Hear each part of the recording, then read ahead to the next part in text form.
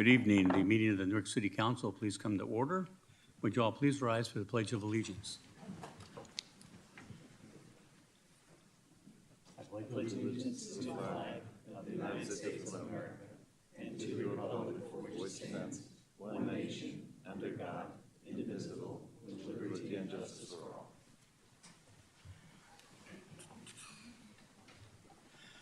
Let the record show that all members of the City Council are here this evening.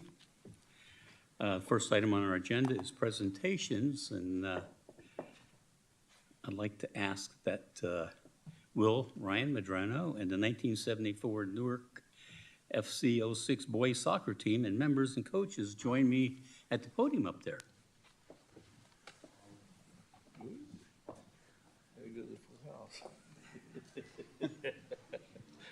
To one side of the room.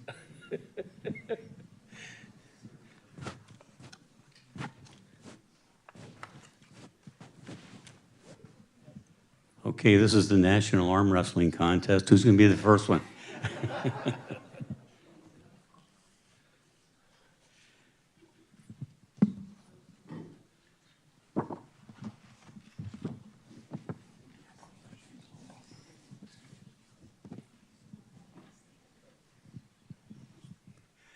Ladies and gentlemen, it's my extreme pleasure to introduce you to a room full of champions, if you will. And these are Newark champions, which is extra special.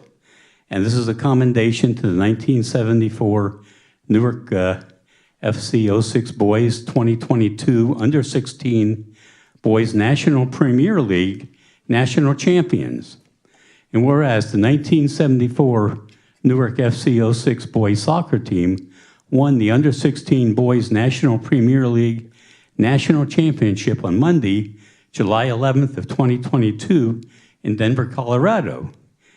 And whereas the 1974 FC 06 boys were the Northern California Premier Fall MPL 1 champions, Spring NorCal MPL Champions League champions, and the MPL West playoff champions with a record of 20-0-2. Wow, pretty amazing, guys. Yes, give them a hand, yes.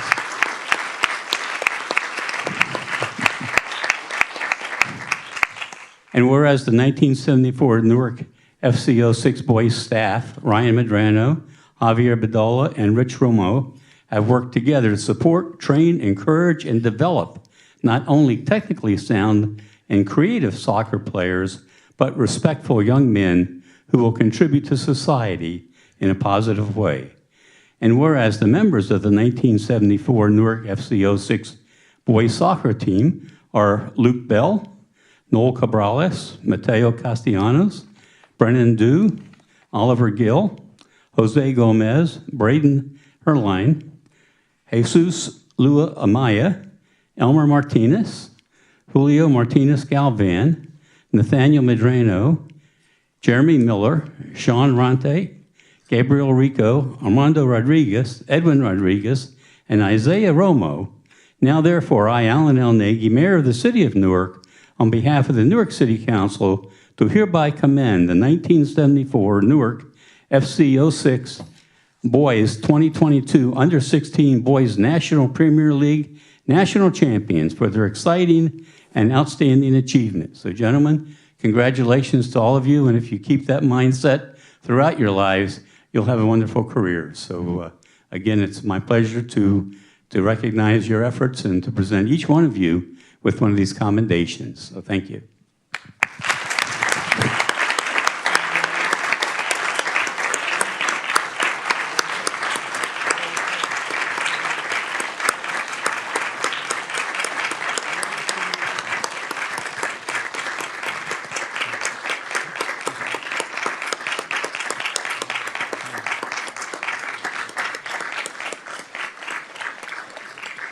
Thank you very much, Mr. Mayor, council members.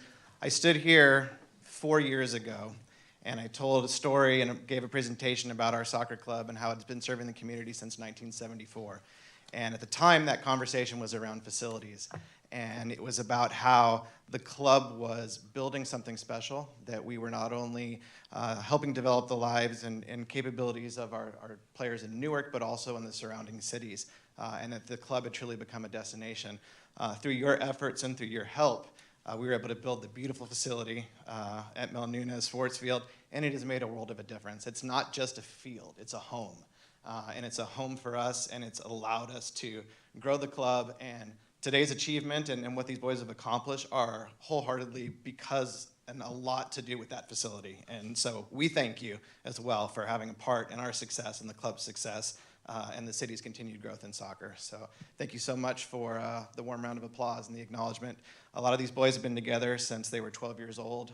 It's a really special group, and it was an amazing summer. So thank you again. It was our honor to be here, and thank you very much.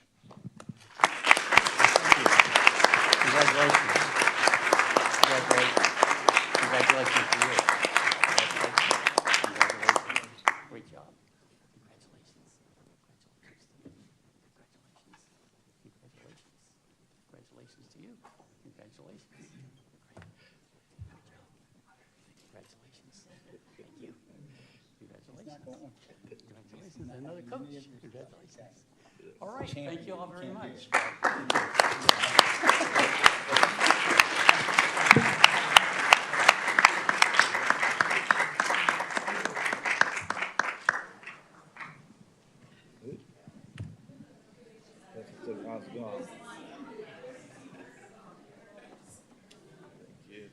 They're not sticking around for the rest of the meeting.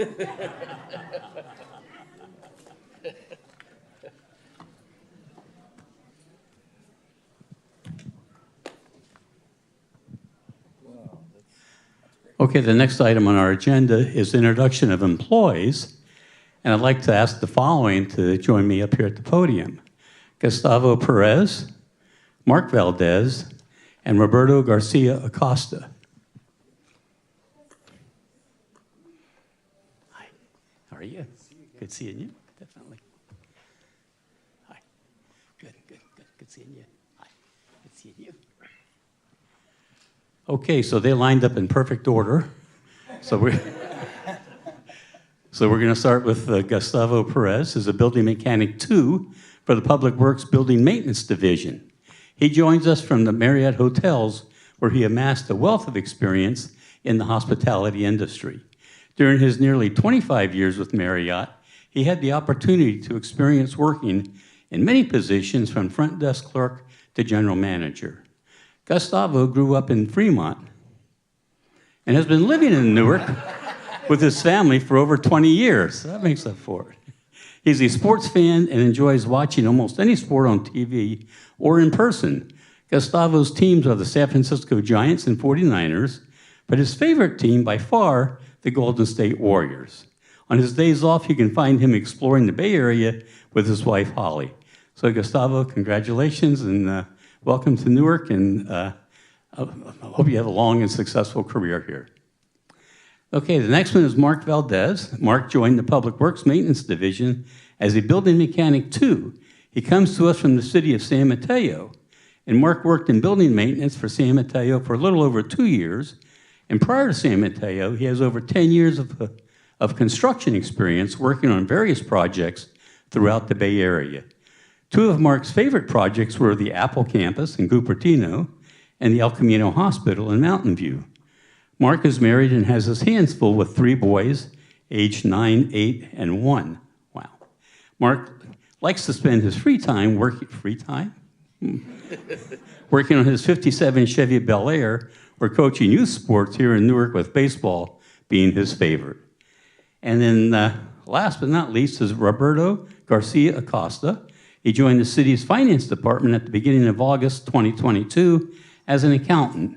Roberto grew up in the cities of South San Francisco and Hayward, and he graduated from Colorado State University Global Campus with a Bachelor of Science in Accounting. Roberto previously worked for the city of Campbell as an accounting clerk too, and before that at the city of San Carlos as an accounting clerk. Roberto has taken the position of accountant with the city of Newark and will assist in overseeing procurement and the accounts payable functions, along with assisting with budget preparation interim and year-end audits, and other financial reporting. Roberto currently lives in Mountain View with his wife, Mariana, and their English bulldog, Goose. Great name. Roberto is an avid 49ers fan and enjoys going to their games. He also enjoys traveling and is looking forward to his first trip to Oahu. Roberto is really excited for the opportunity to further his career in finance while serving the good citizens of Newark. And gentlemen, I want to wish you well in your future lives of working here in the city of Newark, and may you have long and distinguished careers. So congratulations to all three of you. Thank you.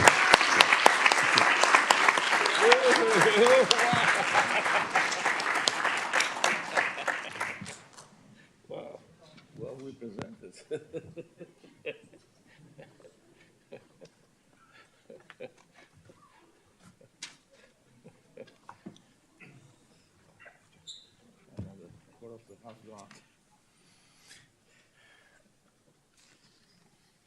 Okay, so our next item is a presentation for the Newark Library Manager, Joe Stoner. Mr. Stoner.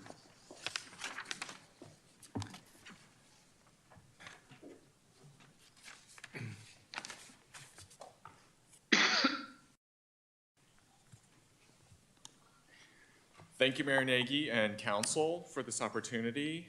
I want to mention that the Alameda County Library Director, Dr. Cindy Chadwick, is also here in the audience. Now and then, there are people who never use the library for themselves who question the value of what Newark Library offers, since they see no personal relevance. I'm here to tell you, Newark Library is thriving.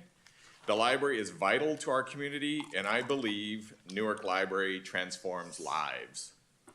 People depend on the library. As a practical example, on September 6th, during the recent heat wave, when Newark hit 106 degrees, the library was packed with people from all socioeconomic backgrounds until 8 p.m. We had over 600 visitors, about double a typical Tuesday. We opened the community room for people to sit and pulled out every available table. We saw many adults working remotely on their laptops since they did not have air conditioning at home. The vision of Alameda County Library is to empower and support people to innovate their lives. By innovation, we mean the ability of all of us to create our desired future. We do this with a focus on equity, diversity, and inclusion, meaning we endeavor to allocate our resources to serve people with the fewest resources. So I have a few examples of how I believe Newark Library transforms lives. I think one of the most direct ways is through our volunteer program. Since we opened last fall, we've had over 400 adults and teens apply to be volunteers, and collectively they have volunteered over 2,000 hours. This is over 1/3 of the total volunteer hours in all of the Alameda County libraries put together. And our makerspace, the Curiosity Shop, is one of the prime ways we have people volunteering. I want to highlight one of our special volunteers, and I do have permission to share this story. This is Rob Lohman, who started volunteering last spring after he retired from a career in construction equipment inventory.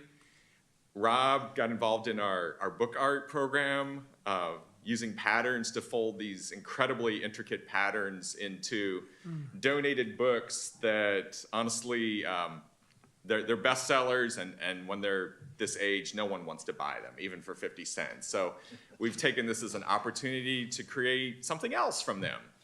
And in 4 months, Rob Lohman volunteered over 250 hours. And this is a really meaningful part of his life. He felt like he really hadn't been recognized for something like this throughout the rest of his life.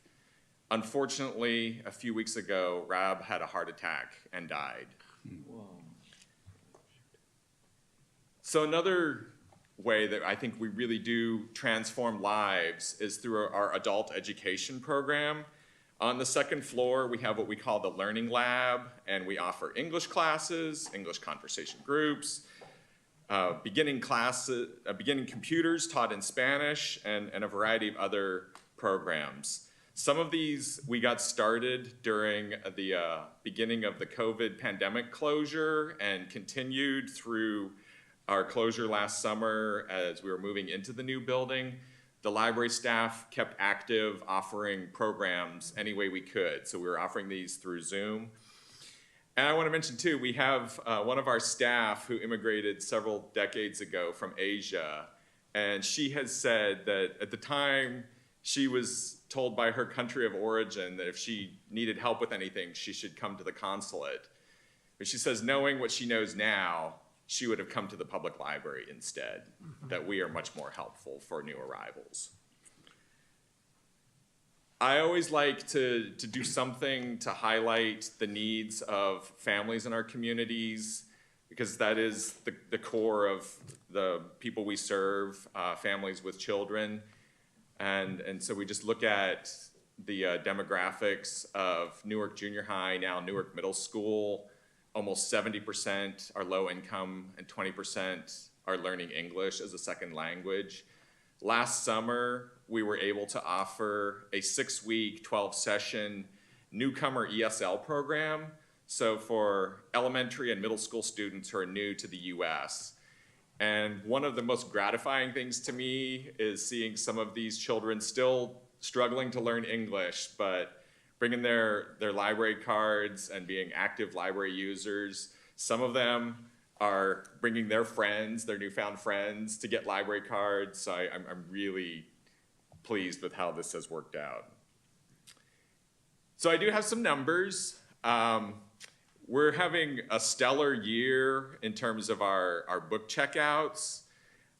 I chose 2019 for the comparison because it's our last full year before the pandemic and also before library construction began, September 2019. And you'll see that we're at or above for every month. Overall, we're up 115, well, we're at 115% of our pre-COVID checkouts. And I want to mention that's with, without adding in our Sunday hours. So I would project with Sunday hours, we'd be at more like 125% of pre-COVID. I also mentioned we average checking out over 1,000 books a day, which is approximately 1% of our collection getting checked out every single day. So we also have our visitor count. We're seeing a steady increase, still not at our pre-COVID numbers, and I'm not really sure how to explain our higher checkout numbers with fewer visitors, but the people who are coming really are checking out a lot of books. We have some families who will bring wagons and carts to haul everything they check out, because we do allow up to 100 books checked out per card at a time. The Hannons went to the library. Is that what you're suggesting? Yes. So we have been slowly getting back into offering in-person programs. I'll remind you that, earlier this spring, we were dealing with the Omicron surge. But you'll see Newark has been a leader in offering in-person programs. Of the total there, 99 were offered at Newark. This is for fiscal year 21 to 22. Some of these are like our homework help program. We were the first Alameda County Library to bring back homework help, which is provided by high school volunteers. From February through the end of school, we provided 663 tutoring sessions. And this year we did something different, again, thinking about how do we serve the people who need our help the most when we're still dealing with a pandemic and we have limited space and resources. So we relied on referrals from the Newark Schools Parent Partner Office. They identified students who were below grade level and could not afford private tutoring. I also want to mention the very first live event that was held in the Plaza Amphitheater. This was a Dia de los Muertos event. last November 2nd, and we had Mayor Nagy as a guest, and also Councilmember Collazo were here. This was organized by the Promotores Youth Group.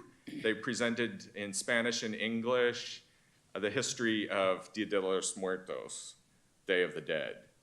And we were able to turn over the entire community room for ofrendas or altars to honor our ancestors.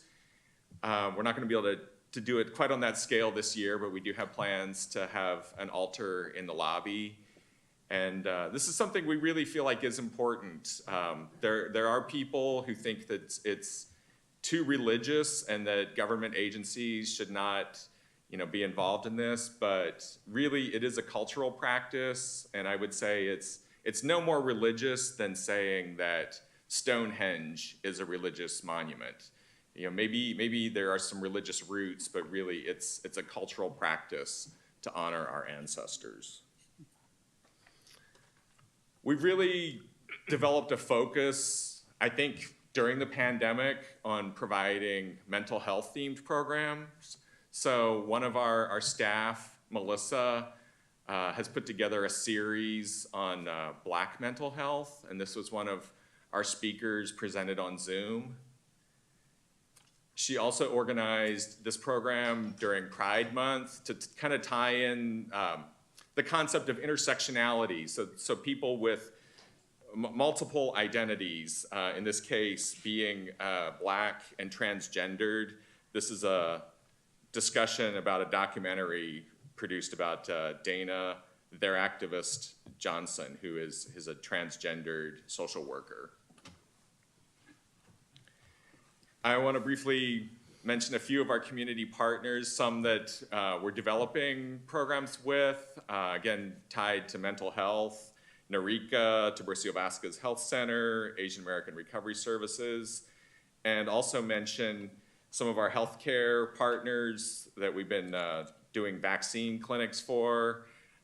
Going back again to the Omicron surge in January when there were some offices shutting down, we hosted Washington Hospital January 8th and vaccinated 375 people that one day. So to round out my presentation, I want to mention a couple of exciting developing projects we have. Newark Library has received two $100,000 grants. This is from the California State Library, part of a statewide program to develop youth development opportunities. So our goal is to hire low-income youth as resident makers. That's the name we've settled on. So they will be paid just to spend some time in the Curiosity Shop in our makerspace and create things, invent new machines, create art. It's really open-ended, but we think this is a great opportunity to flesh out what our makerspace can be. And then finally, the other grant that we've received is from Alameda County, part of the Enhancing Vision Fund. So this was grant money awarded to us through Supervisor Richard Valle's office to develop an art program and to purchase musical instruments for the library. And I'm happy to say we have selected a baby grand piano for the library. Not the one pictured, but it will be delivered very soon. And this just represents a variety of the kinds of instruments we're looking to buy for the library. Again, as an opportunity for people who have limited resources to try things out for the first time, to learn and develop their passions, to innovate their lives, like I said at the beginning. So that's my presentation. Mm-hmm. Thank you.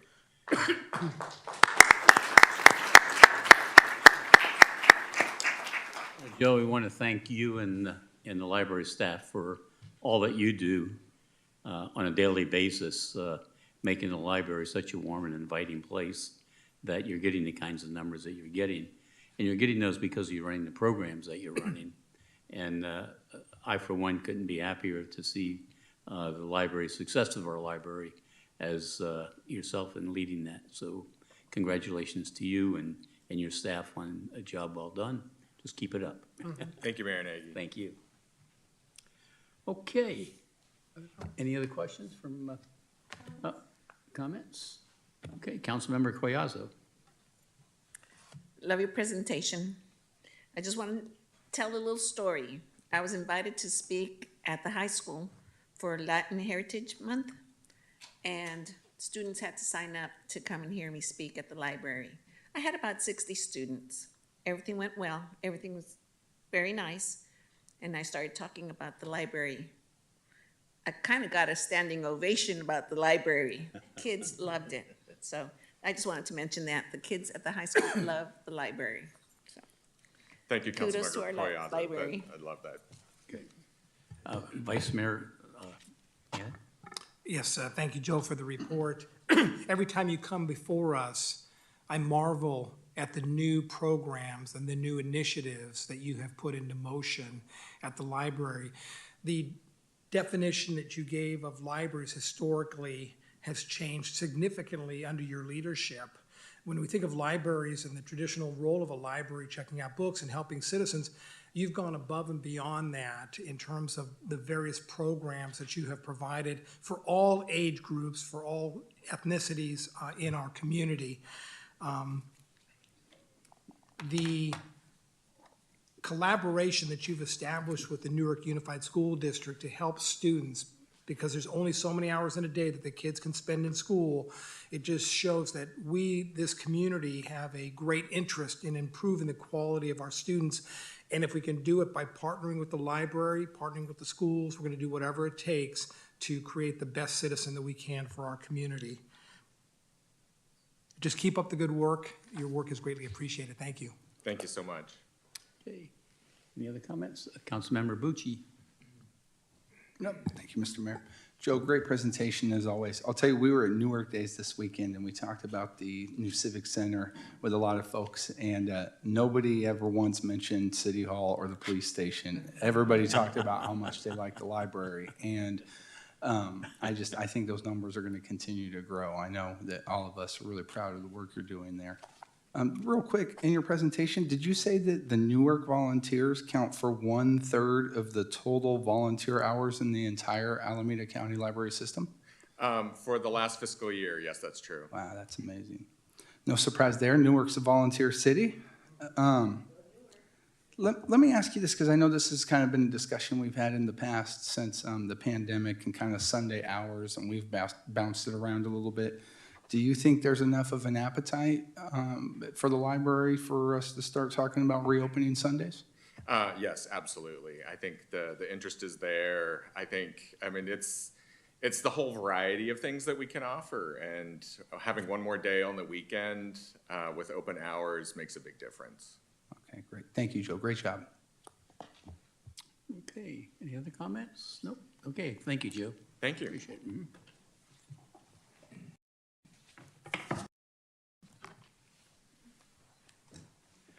Okay, the next item on the agenda is public comment on any item not listed on the agenda tonight. For Zoom attendees, please use the raise your hand feature if you'd like to speak. And I'll ask anybody in the audience, would you like to speak on any item tonight that's not on the agenda? Anybody in the audience? Everybody's going the wrong way.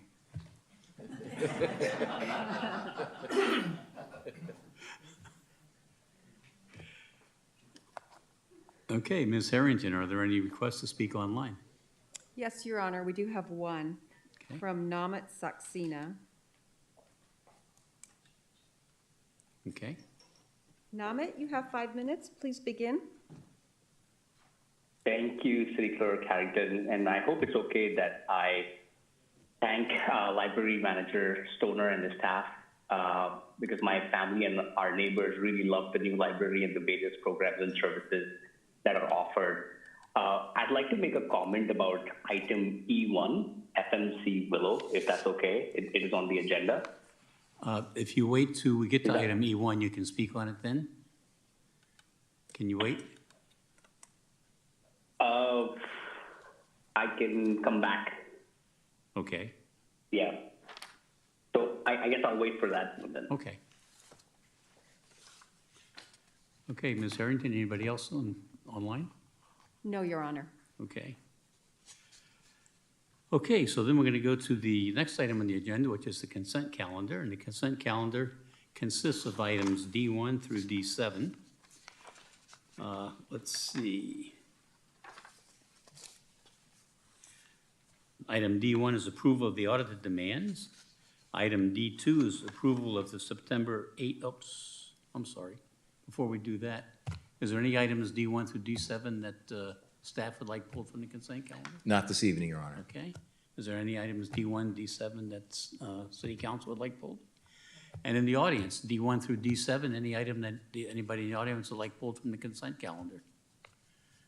Okay, so now the consent calendar consists of items D.1, approval of the audited demands. Item D2, approval of the September 8th, 2022 minutes. Item D3 is adopt a resolution confirming the continued existence of a local emergency due to the COVID-19 pandemic. Item D4 is adopt a resolution finding that there is a proclaimed state of emergency, finding that meeting in person would present imminent risk to health or safety of attendees as a result of the state of emergency, and authorizing continued remote teleconference meetings of the legislative bodies of the City of Newark for the 30-day period beginning September 22nd, pursuant to AB 361. Item D5 is adopt a resolution amending the Conflict of Interest Code for non-elected officials and designated employees. Item D6 is adopt a resolution approving amendment number 1 to the contractual services agreement with the GHD Inc. for additional traffic engineering and transportation planning services and amendment of the 2022-2024 biennial budget. And item D7, adopt a resolution authorizing the acceptance of the Selective Traffic Enforcement Program grant through the State of California Office of Traffic Safety and amending the 2022-2024 biennial budget. So would someone like to move that items be approved as recommended by staff, with any items approved by resolution or ordinance being numbered consecutively, and that the reading of the title suffice for purposes of introduction or adoption of the ordinance? So moved. Second? Okay, it's been moved and seconded. You may start voting. Boy, you guys are fast.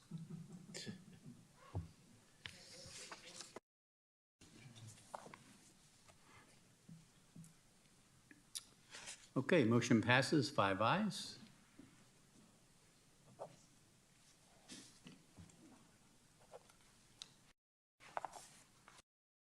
To be read on resolutions? Nothing? Okay. Okay. So the next item on the agenda is public hearings. Staff report, Mr. Benoon. Yes, good evening, Your Honor, members of the council.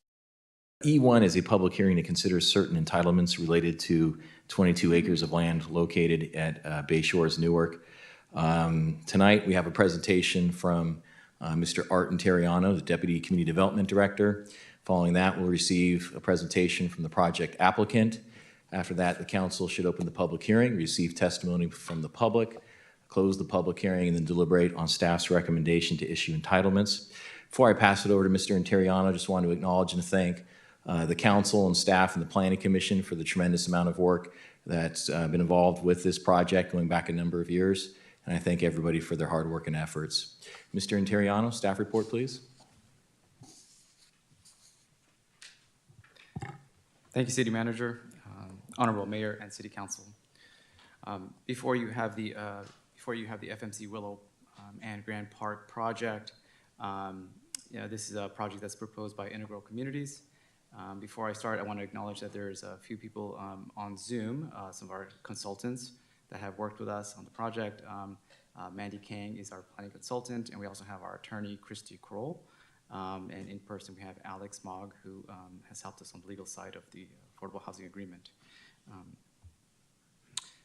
The project proposed in front of you is the 279 multifamily units. It's 3,000 square feet of retail, 91 multifamily affordable housing units, 1,485 square feet of community building, 1.8 acres for a transit station, and a 5-acre Grand Park, which was previously approved a few years ago. These are just revisions to that park. Project location, this is over there by Willow and Enterprise. It's located in the Bayside Transit-Oriented District as part of that specific plan. It's bordered by the railroad, Willow, Enterprise. The project was originally, or the property is part of the Bayside Transit-Oriented Development Specific Plan. The plan that's shown on the screen is what was contemplated land uses from that plan. The plan was adopted in 2010.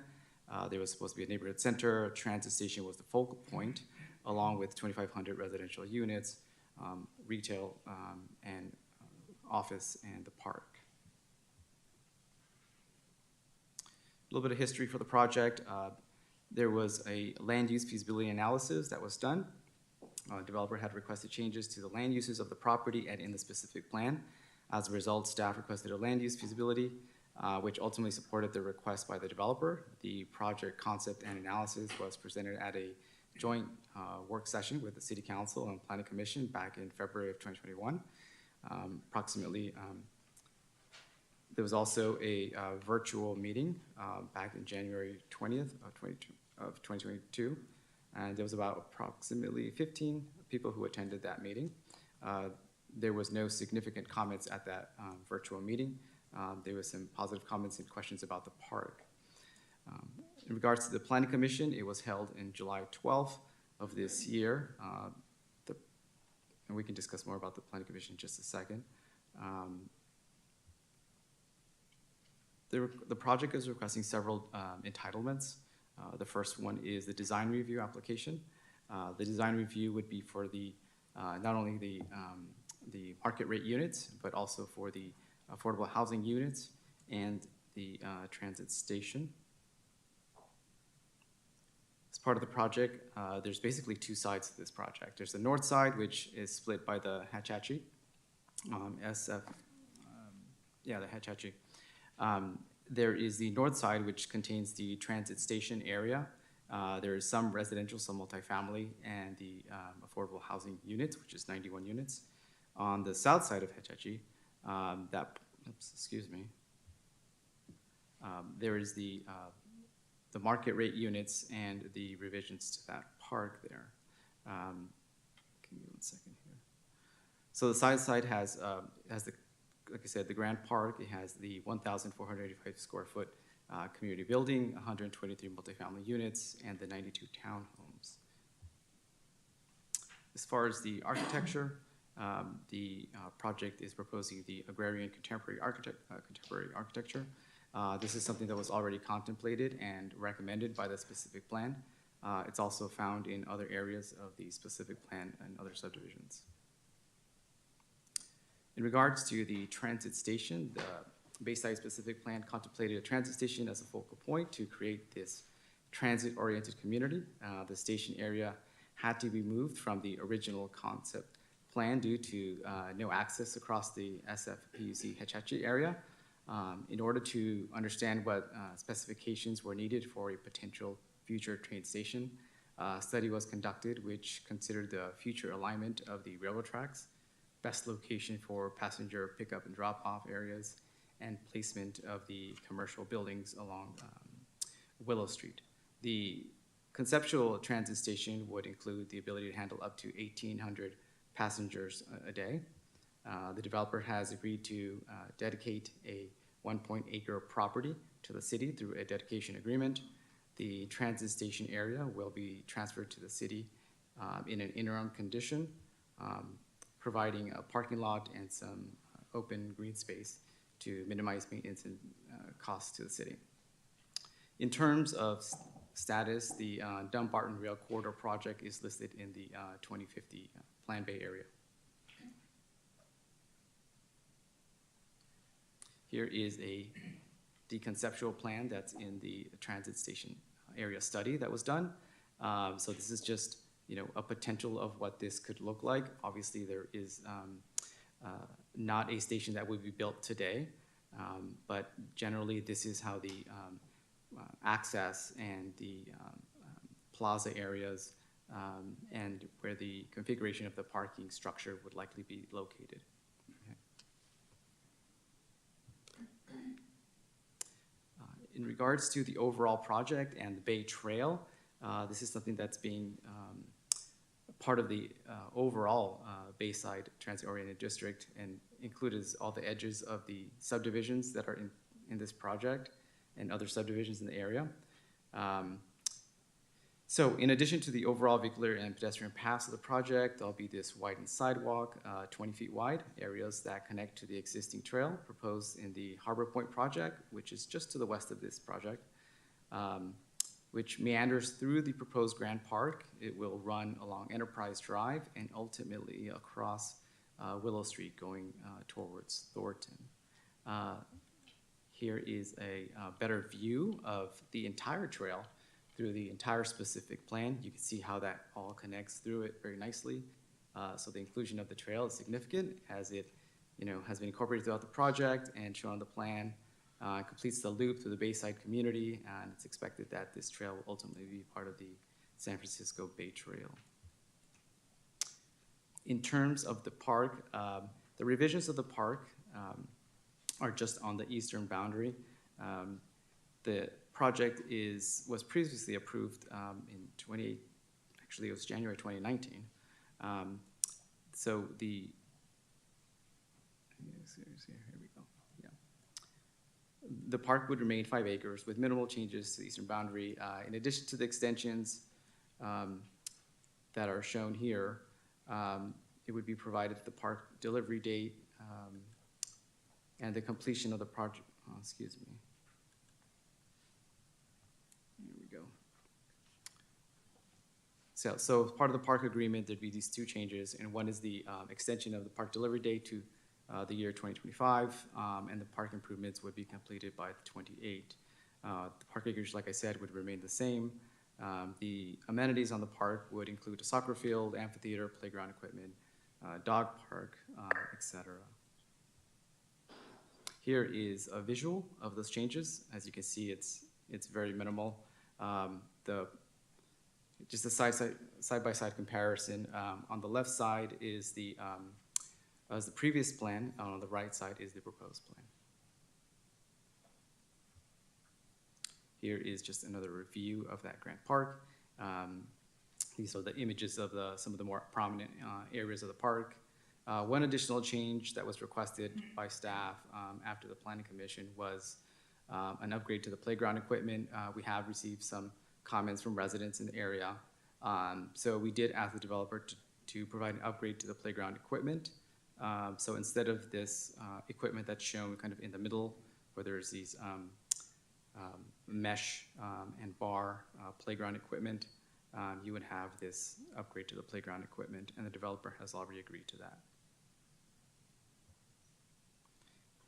The developer is also asking for parking reductions for the overall project, including the affordable housing units. First, they are requesting an approval of a minor use permit for 20% reduction of the market rate units. Second, they are requesting a reduction to the affordable housing units to require 1 parking space per unit per state law. If the project provides a certain percentage of affordable housing units, then they are entitled to a density bonus incentive. This project qualifies for that incentive. Here is the changes to the specific plan. These are just the land use changes. The image on the bottom is what it will be approved for if you approve it. There'll be, of course, the parks and open space. There's the medium and high density area along Enterprise, the commercial mixed use zoning, which is for the affordable housing because it has the residential and the commercial on the bottom. And then, of course, the transit station land use.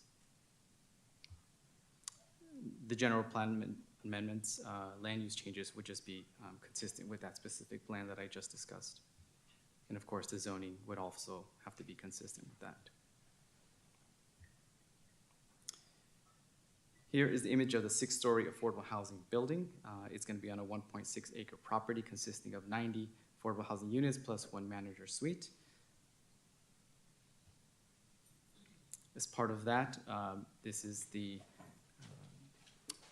The developer has agreed to provide the affordable housing instead of paying the impact fees. The developer is providing affordable units, but not only for the FMC Willow project, but also for the previously approved Harbor Point subdivision that's to the west. The developer has agreed to enter into the housing compliance and satisfaction agreement, which will deed the restricted property for 55 years. It'll require Newark local preference and provide units for very low, low, and moderate AMI levels. The project is expected to be constructed by 2027. Here is a table of the affordability levels. As discussed, it would be required to have 44 units in the very low. They're providing 47. In the low AMI level, it'd be 21, but they're providing 23. And then, of course, the moderate, they would have to be providing 19, and they're actually providing 20. Overall, they're providing 5 more units than is actually required. In regards to CEQA, the city approved a PEIR for the entire specific plan area back in 2011. For this project, an initial study was prepared to confirm that there are no additional mitigations, and the addendum that was attached in the staff report demonstrate that there is no additional impacts and no subsequent EIR or negative declaration is needed. One minor clarifications that we wanted to add if you approve the project is that there is some corrections that we wanted to make to the initial study. Minor in nature, but it helps to be consistent with the staff report, and they're shown on your screen there. Basically, it's just some of the acreages were just slightly off of what we discussed in our staff report. So the revisions are requested, but do not have any change on the impact analysis of the resources. Like I said, previously the Plan Commission had heard this project on July 12th. They voted to approve the project by 4-0, and 1 member was absent. With that, our recommendation to City Council is that you approve the project, that you waive first reading and introduce a zoning amendment based on the analysis and findings and determination, and 2, that you approve a resolution approving an amendment to the general plan, amendment to the Bayside transit-oriented development specific plan, design review, minor use permit, density bonus incentive, vesting tentative map, dedication agreement, park agreement, alternate means of compliance to payment of the housing impact fee, and an initial study and addendum to the program EIR for the Bayside Newark transit-oriented development specific plan. With that, I'll answer any questions. Like we said, also, the developer also has a presentation. And so when you're ready, we can have them start that. Mark Butler will begin the presentation, and then his associate, Stephen Jones, will present the rest of it. Okay. So why don't we, anybody has any brief questions? Why don't we have the presentation from the developer? I had a couple of questions. Yes, ma'am. Phosphorus vault. What's a phosphorus vault? I'm going to defer that question to the environmental consultant to explain that a little bit more. Okay. Let's go to the next question. Yeah. The Hetch Hetchy strip, what's going to be there? Is that just going to be dirt? Is there going to be grass? Is there the original specific plan did contemplate an entrance off of one of those roads and crossing through at Hetch Hetchy for the main entrance to the transit station. But after discussion with the Hetch Hetchy staff, they did not allow any access through there. So it's not part of the project, and they're using that area for staging of maintenance to their pipe that goes under the bay, their water lines, and so they did not want to allow any development there. So not would it parking, be no fenced pedestrian off? access. It will be fenced off, yes, on both sides. So And that's they'll how that's just why it see becomes fences. bifurcated, and you have this north side and the south side. My next question, the affordable units, the 90 affordable units, 6 stories high. in Fremont, the buildings, the sidewalks look so tiny compared to the height of the buildings, and it looks awful. How wide are those sidewalks gonna be? It seems like they need some space. Yeah, so the sidewalk that's gonna go in front of the affordable housing building is gonna be included as part of that Bay Trail. So it's gonna be about 20 feet wide. Okay, Yeah. So it'll be pretty wide. thank you. Okay. So you had the developer want to Yes, make a thank you. presentation? Honorable Mayor and members of City Council, my name is Mark Butler, Senior Vice President with Integral Communities. It is truly a night on behalf of Integral. Of course, we have had the pleasure to work with the city on several great communities in 2009 when we began our work with the city on this great community. We, along with our building partner, Lennar Homes, are very proud of our work so far, and we look forward to helping the city complete the vision for the Bayside and Newark TOD. I'm going to turn it over to Steve Jones. Steve, along with others, project for the past 2 years. Steve has a very brief presentation and will answer any questions you have. I will, of course, be available to assist Steve if needed. And thank you again for allowing us to be part of this great journey. Good evening. Good evening, Mayor Nagy, council members, staff, and those of you in the audience. My name is Steve Jones. I'm here on behalf of Integral Communities and representing the Willow Project. Really excited to have this project here before you tonight. It's been a long time since the original vision of the Bayside TOD specific plan, 2010, 2011, to get to this actual point, which is one of the largest remaining sites to be developed as part of that specific plan. During my time with Integral, our team, many of whom are here tonight, have worked closely with staff to fine-tune this project into a livable, desirable, buildable community that will continue in the success of the other established Bayside neighborhoods. I was with William Lyon Homes previously and was able to work a little bit on the Bay Shores projects. I'm very familiar with this specific plan. Do have some ties to Newark as well. My wife was a teacher at Schilling Elementary a long time ago, and to this day is the best school she's ever worked at. So we've always had a soft spot for the city of Newark. And also just love the great things that are happening with this specific plan. I don't want to repeat the thorough presentation that Art had, but I did want to point out a few highlights. Many of you have seen this in the joint session that you had, and then we also had our virtual community meeting earlier this year. But again, we just want to specifically thank planning, engineering, building, and parks for all the hard work and attention to detail you put into reviewing this project and resulting in what you'll see tonight. Our team is here to answer any questions, anything specific or technical that comes up, and then just have a really short, I promise, slideshow here.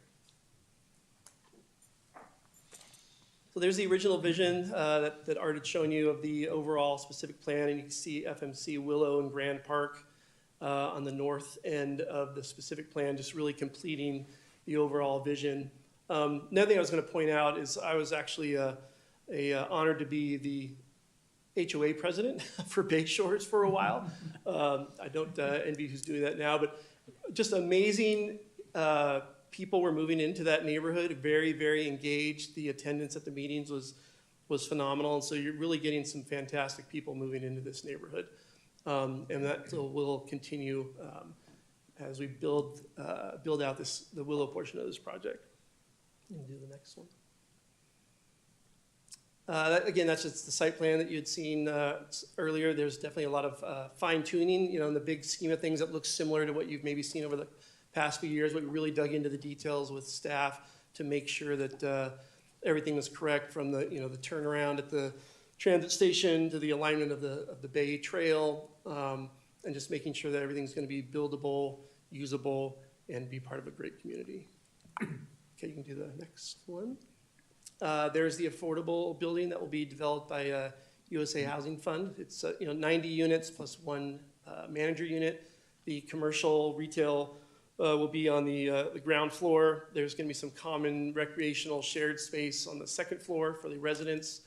little bit of a plaza, to answer your question, in front of the building before it gets to the sidewalk on Willow, which will be wider than normal because it's going to be part of the Bayside Trail. Here's some of the sample affordable rents. For a one bedroom, we're looking at, potentially between $770 and $1,700. For two bedroom, the low end $924, $2,157 at the high end. And three bedroom unit, which is very rare to have three bedroom apartments. There's very few available right now, especially in the East Bay. Low being about $1,068 and the high being $2,493. Just to put that a little bit in perspective, did a little bit of research on another project in town, I believe off of Sycamore, where a one bedroom is $2,550 at market rate, two bedroom $3,100, and three bedrooms just aren't available. So there'll be several three bedrooms, 23 three bedrooms available in this site. So those should be quite sought after. Okay, you can do the next. There's the 5 acre Grand Park. Again, it was just a minor change from what was originally approved with the previous subdivision. There was a boundary change, but it gave Michael with Urban Arena another bite at the apple to even make the park that much better as we refine the design. But there's going to be a small and large dog park, play fields, a great extension of the base trail, amphitheater, unique planting, real good buffer zone to the west from the homes that are being built by Lennar right now. And then it's also going to be adjacent to the community clubhouse, which is just off to the right here on this plan. That'll be owned and managed by the HOA, not necessarily open to the public. That could be up for discussion, but it's a typical HOA clubhouse. It just happens to front seamlessly to the east side of the park. And again, there's just some really beautiful shots of the proposed park and the entrance off of Enterprise Drive with the homes in the background and the meandering trails and the other uses, and again, thorough planting. A couple more shots there, and like Art had said, the play equipment was, there was some comments previously throughout the year on the play equipment and some recommendations from the public. We came to an agreement with the Parks Department, and we'll be putting in a little bit different play equipment. There's just a shot of the Bay Trail along Enterprise, so much wider sidewalk than typical, buffered to traffic, a safe place for bikes and pedestrians to use. This is the station, what we call the station parcel. It also includes the affordable housing site on the south end. A lot of discussion as to the best alignment on how to get into the neighborhood to the west there, how to have good turnaround for fire department, for users. This is showing the ground floor, so there's parking underneath the second floor, which is where you see the white parking spaces there.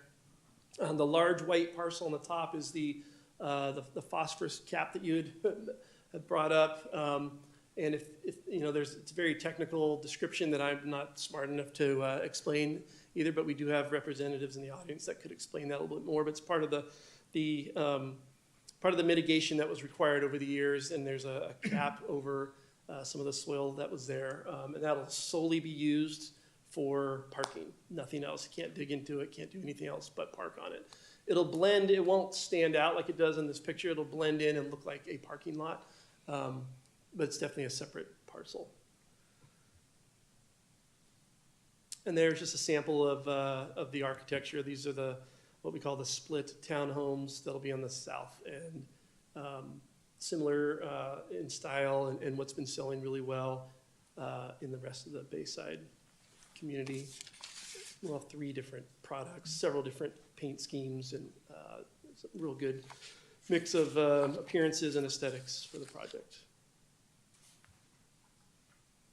And just traditional row townhomes. These will all be built by Lennar. I think, oh, no, we got a couple more.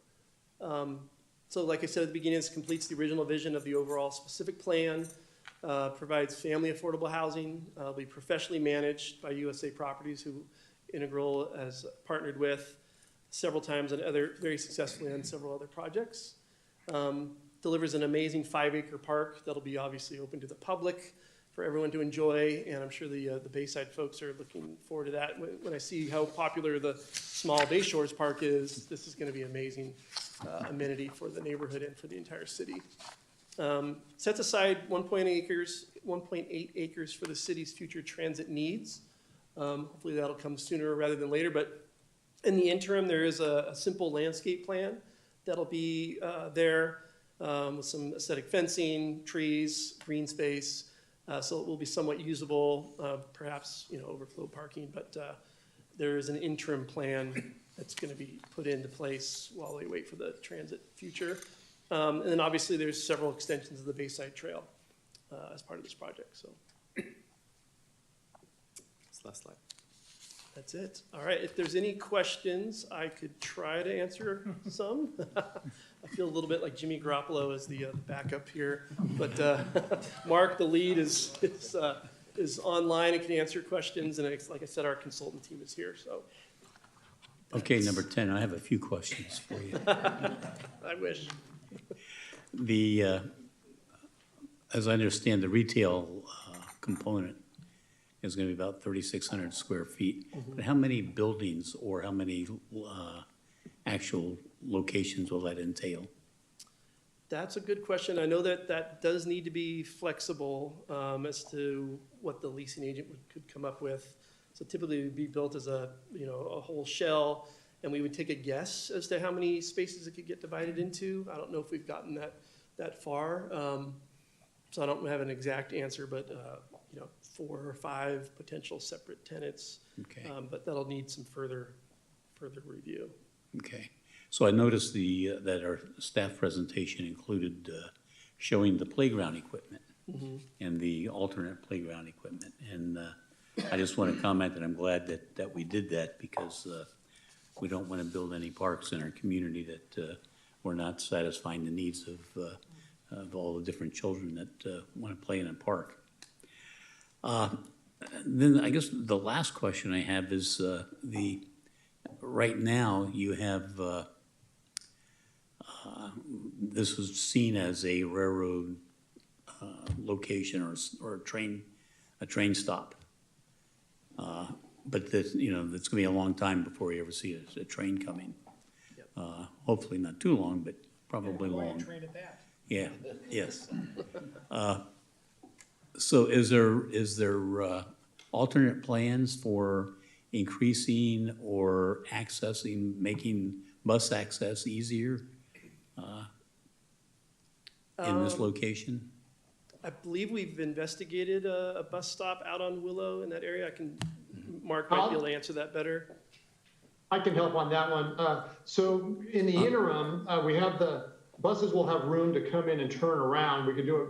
The bus stops will be on Willow, like you said, but there'll be also an opportunity to do maybe some park and ride, because we'll have that 76 service spaces there that Lennar is going to build for the city, and of course the green space comes with it.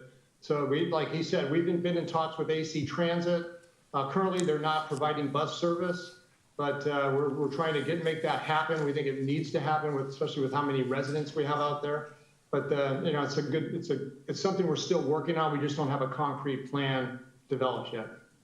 Okay, thank you. Other questions before we open the public hearing? Councilmember Collazo? Thank you, Your Honor. So now my question comes to the homes. Solar on these homes? Is it going to be available, or? Solar is required now. Okay. On residential construction, so okay. Yes, there will be solar. And it would be nice if there would be a way to save the gray water from the washing machines, to use that to water the outside or water the parks. And I don't know, if there could be some kind of underground holding tank for gray water, so that could be used to water the landscapes. I'm just thinking out loud. So, okay. Thank you. Okay. Vice Mayor Healy? Thank you, Mayor. I have a number of questions and comments. First of all, Art, thank you for the excellent report. Steve, thank you for your report as well. congratulations on the 23 three-bedroom units, as you described. Those are absolutely going to be necessary, and I want to applaud you for providing those for the large family. And I just wrote notes here, so I may move back and forth. As I walk down in this area, I know that we have the roundabouts, but I still see a lot of vehicles speeding down through this area once they navigate the roundabout. So do you have thoughts on what you might include over and above the roundabouts that might help reduce the speed down Enterprise? That's actually part of a study that's being done. It's part of the conditions of approval, I believe, for traffic control, like you mentioned. And also the Enterprise has been narrowed down a little bit. That'll help for sure. But there is a study going on as to possible other measures that can go into place. Yeah, and it is a condition of approval, so that study will happen to see how we can help with that issue. One manager for 90 units, is that sufficient management oversight for a 90-unit complex? Do you anticipate having, for example, an assistant manager or anything of that nature? Yes, it was designed that way, and USA's here, they can elaborate if you want. We have Jutton on the line. Jutton, you want to comment on that? Yes, hi, good evening. My name is Jatin Malhotra. I'm Vice President of Acquisitions at USA Properties Fund. Yes, the parking was designed such that we could offer at least one space per unit, so that when we are leasing the units, there's at least one space we could attach to them. And we manage all our projects ourselves, so we had our property management weigh in on that, and our strategy would be to make that part of our leasing criteria when we eventually are leasing the units, and so we can tie that to the units that we're going to. I think you're answering the wrong question. Yeah, my question was really more around the management of the affordable housing. You're proposing to have one manager for the 90 units. Are you anticipating having additional management on site to service a 90-unit building? Oh, I apologize. Yes, we will have more staff on site. For a project this size of 90 units, we'll have at least one maintenance person and one community manager. And according to the TCAC rules and regulations, one manager unit is required for a project this size, so that would be going to the community manager. And but there will be additional staff on site to assist with the management. Thank you. In the staff report, we say that the recreational areas placed in the future transit station in the short term, such as green space and some courts for sports activities. There's been a real desire, and this either goes for this area or for the park that's planned. There's been a real desire to look at a cricket field or opportunity in one of our city parks. Would you consider using that green space, which may not be developed into a transit area for quite a number of years? Is there an opportunity to use that space on an interim basis as a cricket pitch? I'd have to check the sizing. Michael may be able to answer that, but right now we're trying to keep it, I know the original intention was to keep it somewhat simple, because what you provide and then later take away ends up becoming a problem down the line. So we wanted to have a good balance of amenities that didn't have a negative impact when they disappear for the transit station. That was the original thought, to keep it a simple layout. But I don't know if Mark has any other comments on. And I don't know, is a cricket pitch and or a soccer field of similar size? They're not, maybe I could ask Parks to step up and just help me understand that, because I don't know. Michael, do you happen to know, or go ahead, I'm sorry. Yeah, so our standard soccer fields, they're 120 feet long by 220 feet wide. A regulation cricket field is 66 feet long by 10 feet wide. For us, we are looking at another area in the city to add a cricket pitch, and where we're looking at is putting the cricket pitches in between the soccer fields, so that way there's still usage for soccer and cricket. And so that's one of the areas that we're working on right now at McGregor Playfield.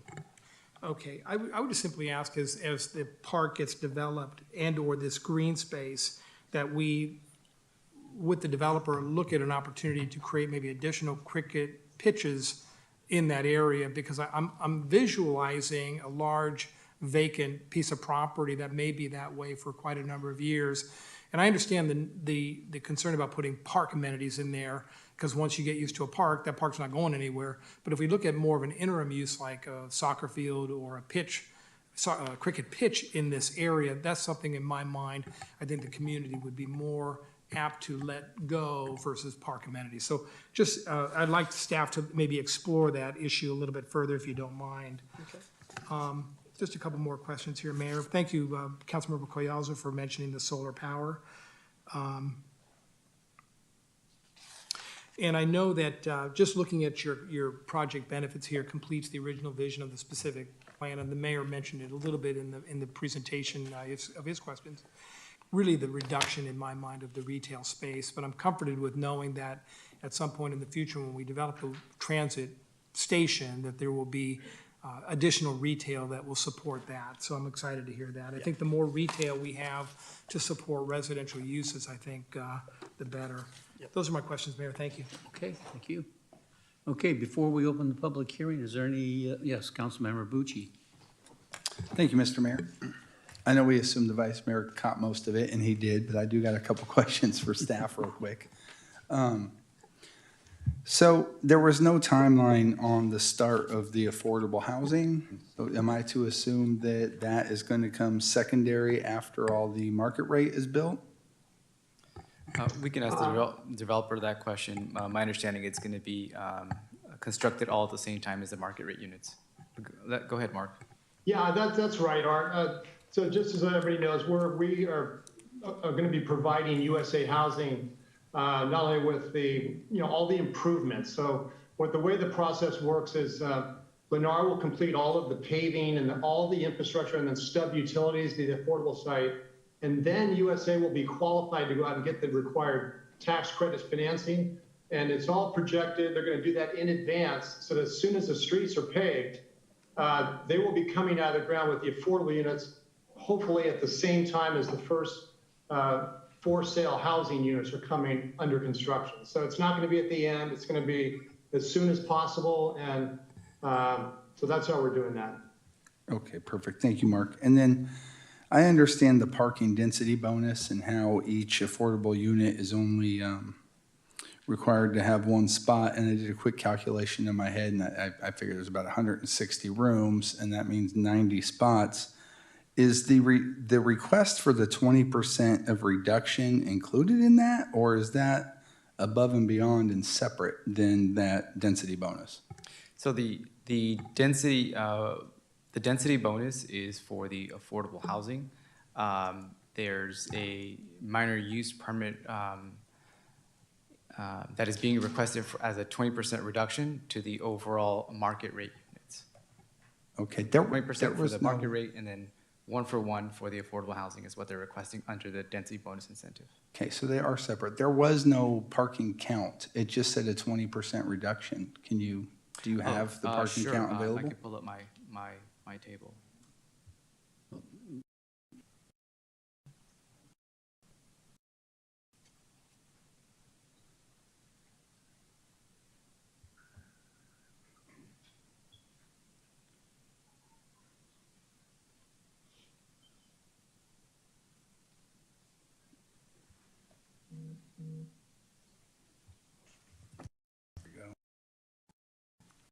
Thank you, Art. So there are the numbers. So here's my concern. During previous meetings we've had about this, we've had residents come in from the area already concerned about the parking and the overflow parking and the packed street. And now here we are adding all these units and considering a 20% reduction in parking. I mean, things are going to get pretty tight, especially when the day comes that we have a transit station there and people are in town cruising over there to hop on a train. I like this project. I obviously love the affordable housing and the park and all the other aspects. We've been working on this in a long time, but this 20% reduction is a concern for me. I guess staff is recommending it, but I'm kind of just trying to understand why we would do that knowing we already have a problem out there. So staff is recommending it because the code actually allows it. The project qualifies for it because it's a transit station that's nearby, so it automatically qualifies for it through this minor use permit.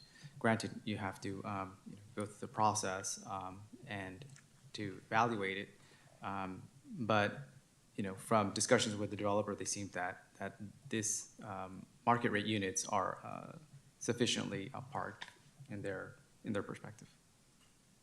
I understand, but we've been told that about every project out there, and it's not sufficient. The parking that's out there right now isn't sufficient. We're gonna add this and reduct it. I'm having a hard time with it, so I'm voicing my concerns, so when it comes down the road later, I have this moment on tape to show you guys, and, I got you on here saying that it qualifies and that staff agrees with it. So I just want to make sure that we're really locked in on that, because once we approve it, that's it. And I think 20% is too much. It's one man's opinion. If I could just add one quick comment.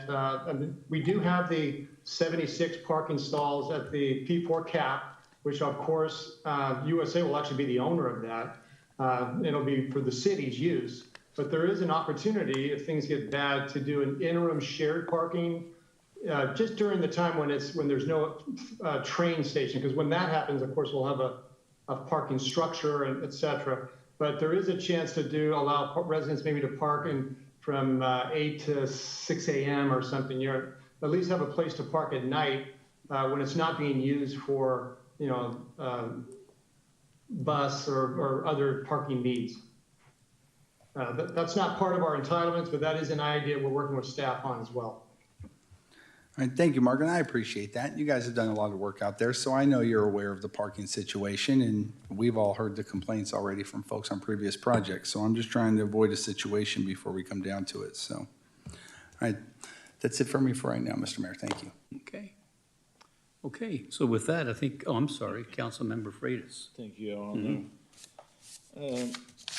This development is proposing for FMC on the south end of this new project. It's a development going on right now on south of Enterprise.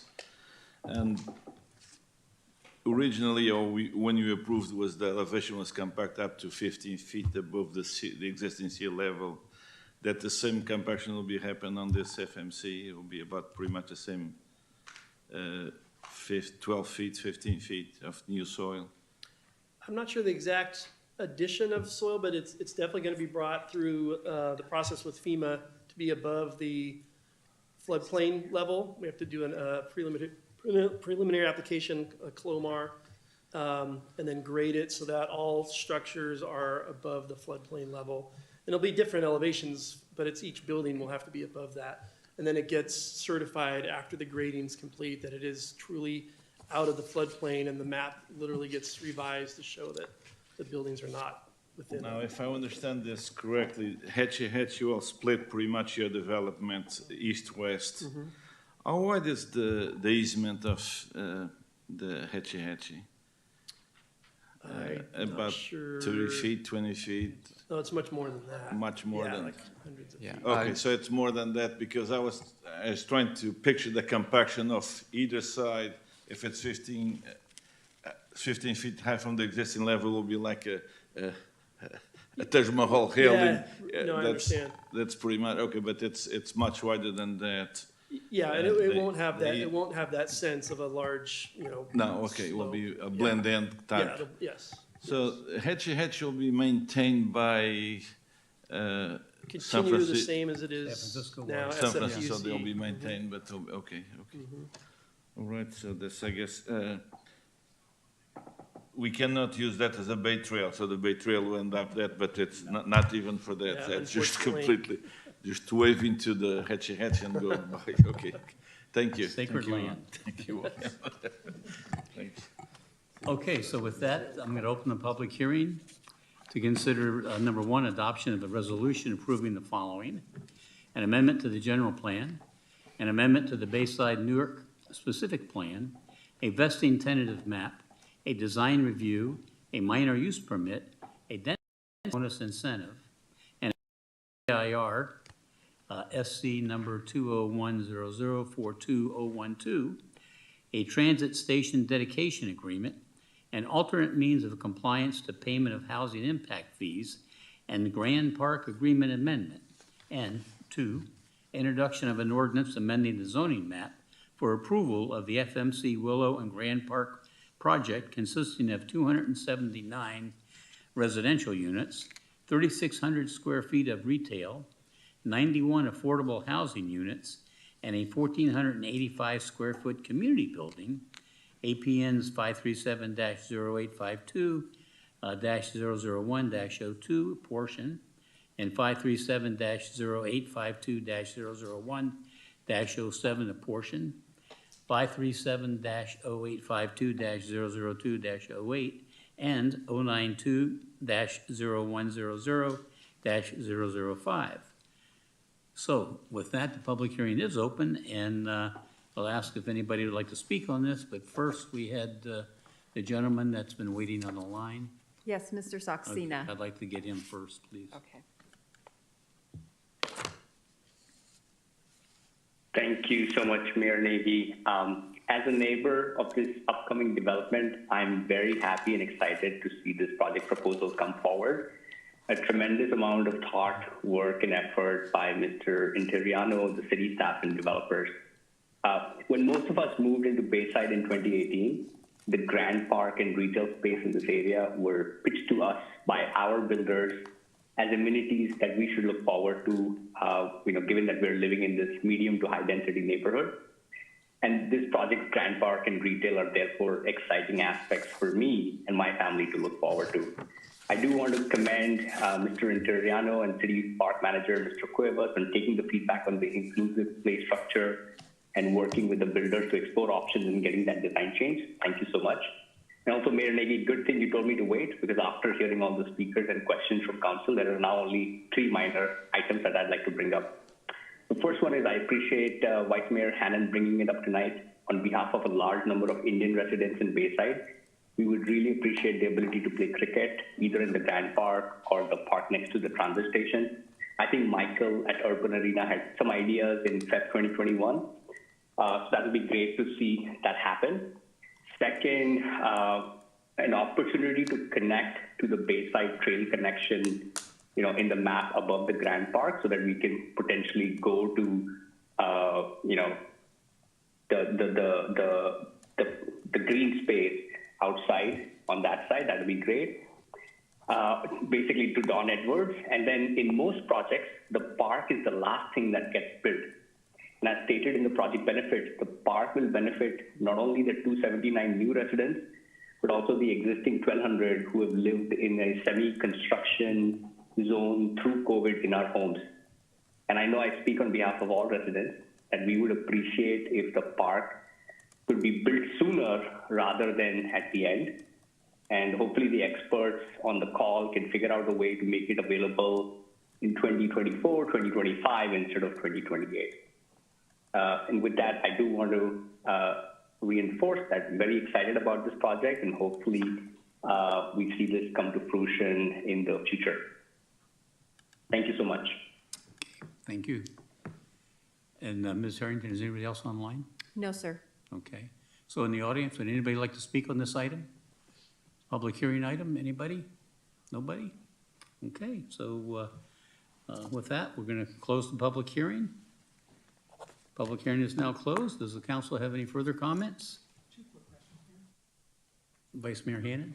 Steve, I have a quick question. If you could pull your PowerPoint presentation up, I want to visualize the issue that Mark made reference to in terms of the opportunity for additional for some of the affordable housing units, and I know that that'll be something that will need to be discussed. You had a map that showed park station. If we could take a look at that slide real quickly. It's that one. Nope, keep going.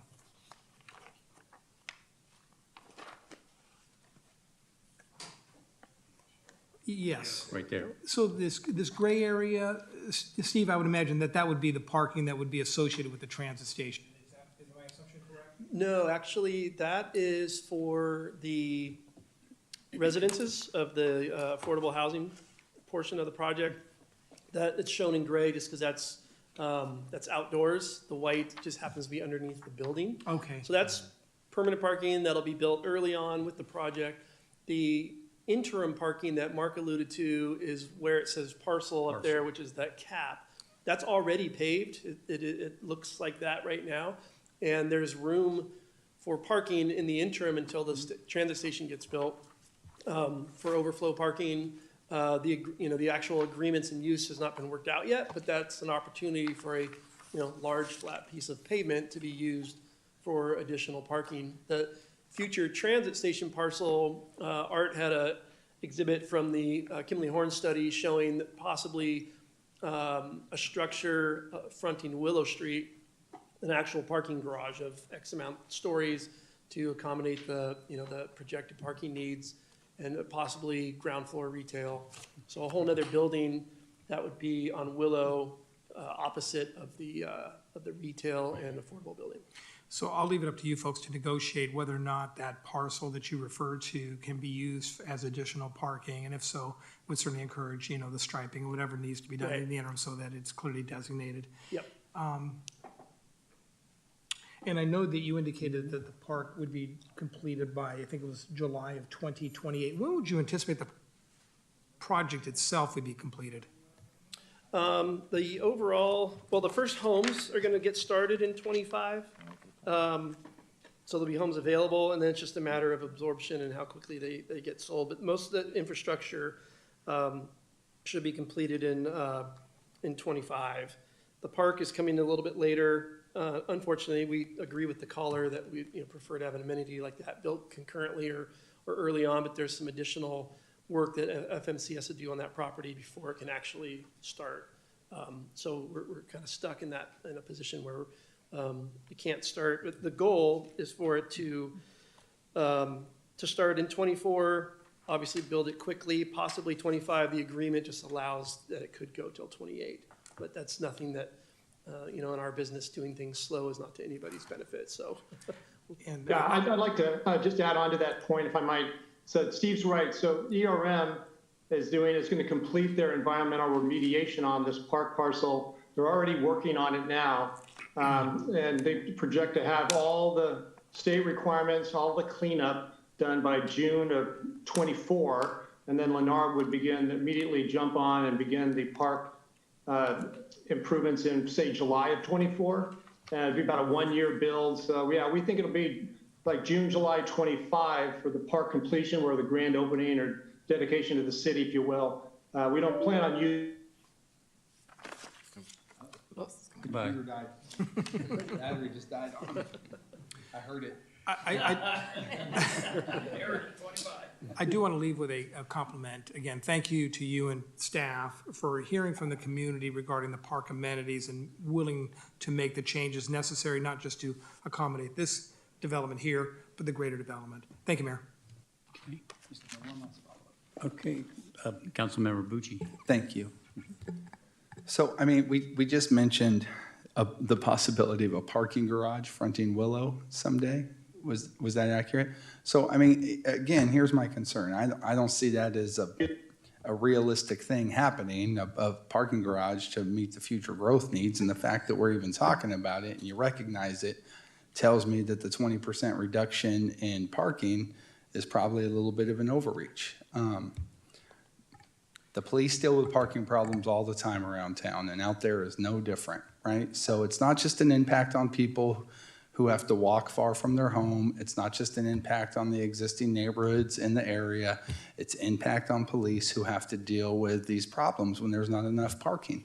And these problems are more and more prevalent with all of these projects because we keep cutting parking.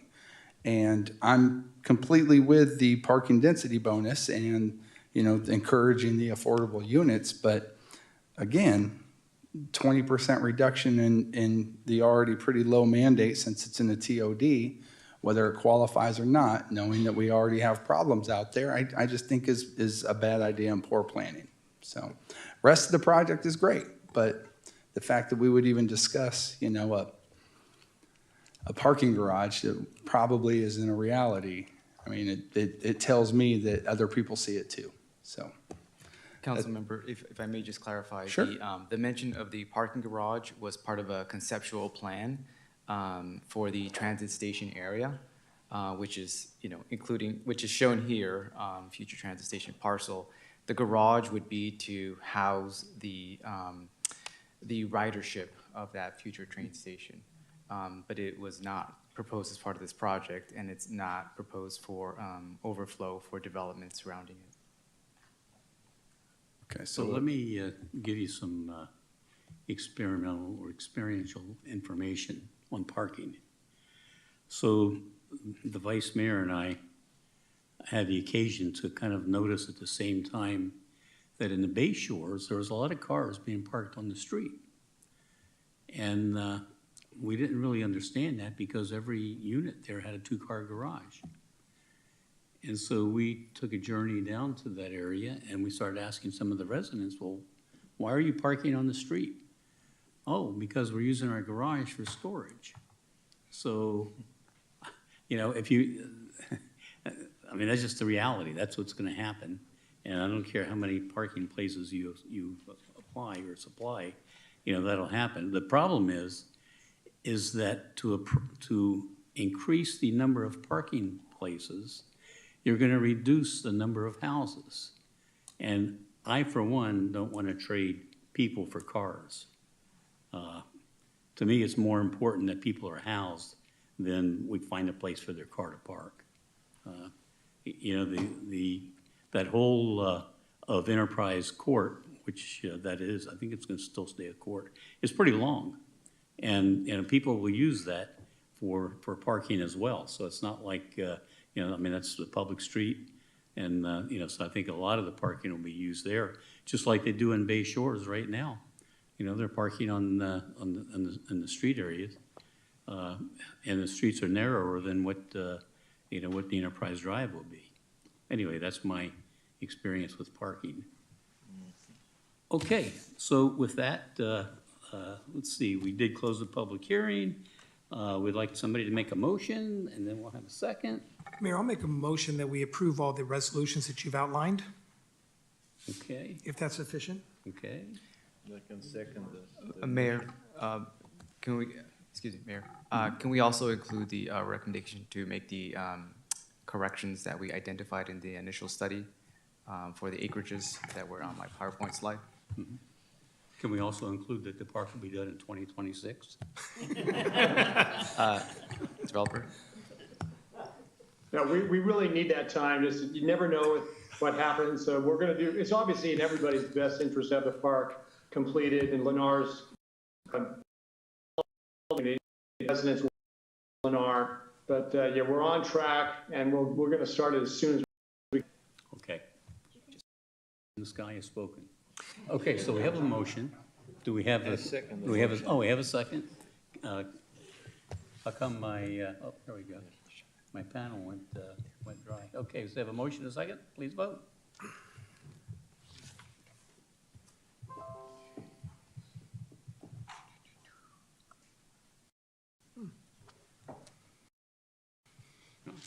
Motion passes, 5 ayes.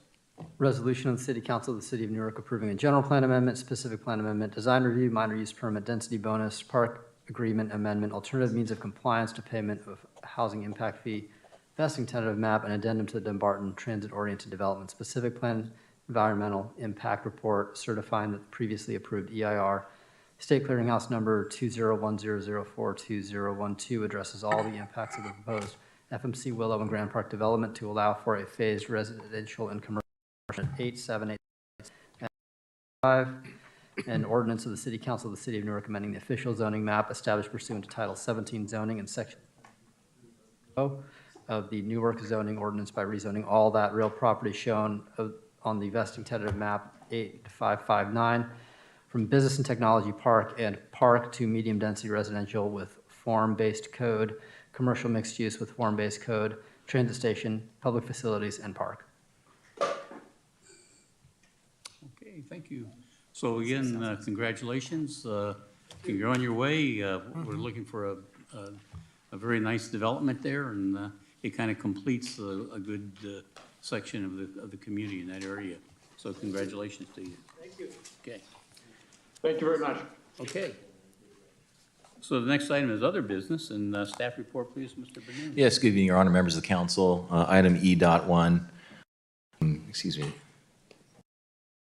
F.1 is a recommendation from staff for the council to adopt resolutions authorizing the city to sign certain funding agreements related to the development known as Cedar Community Apartments. Tonight, our Community Development Director, Mr. Turner, will provide the council with the staff report in consultation with Police Lieutenant Sal Sandoval. The project applicant is here, and they will be speaking after staff provides the presentation. Mr. Turner?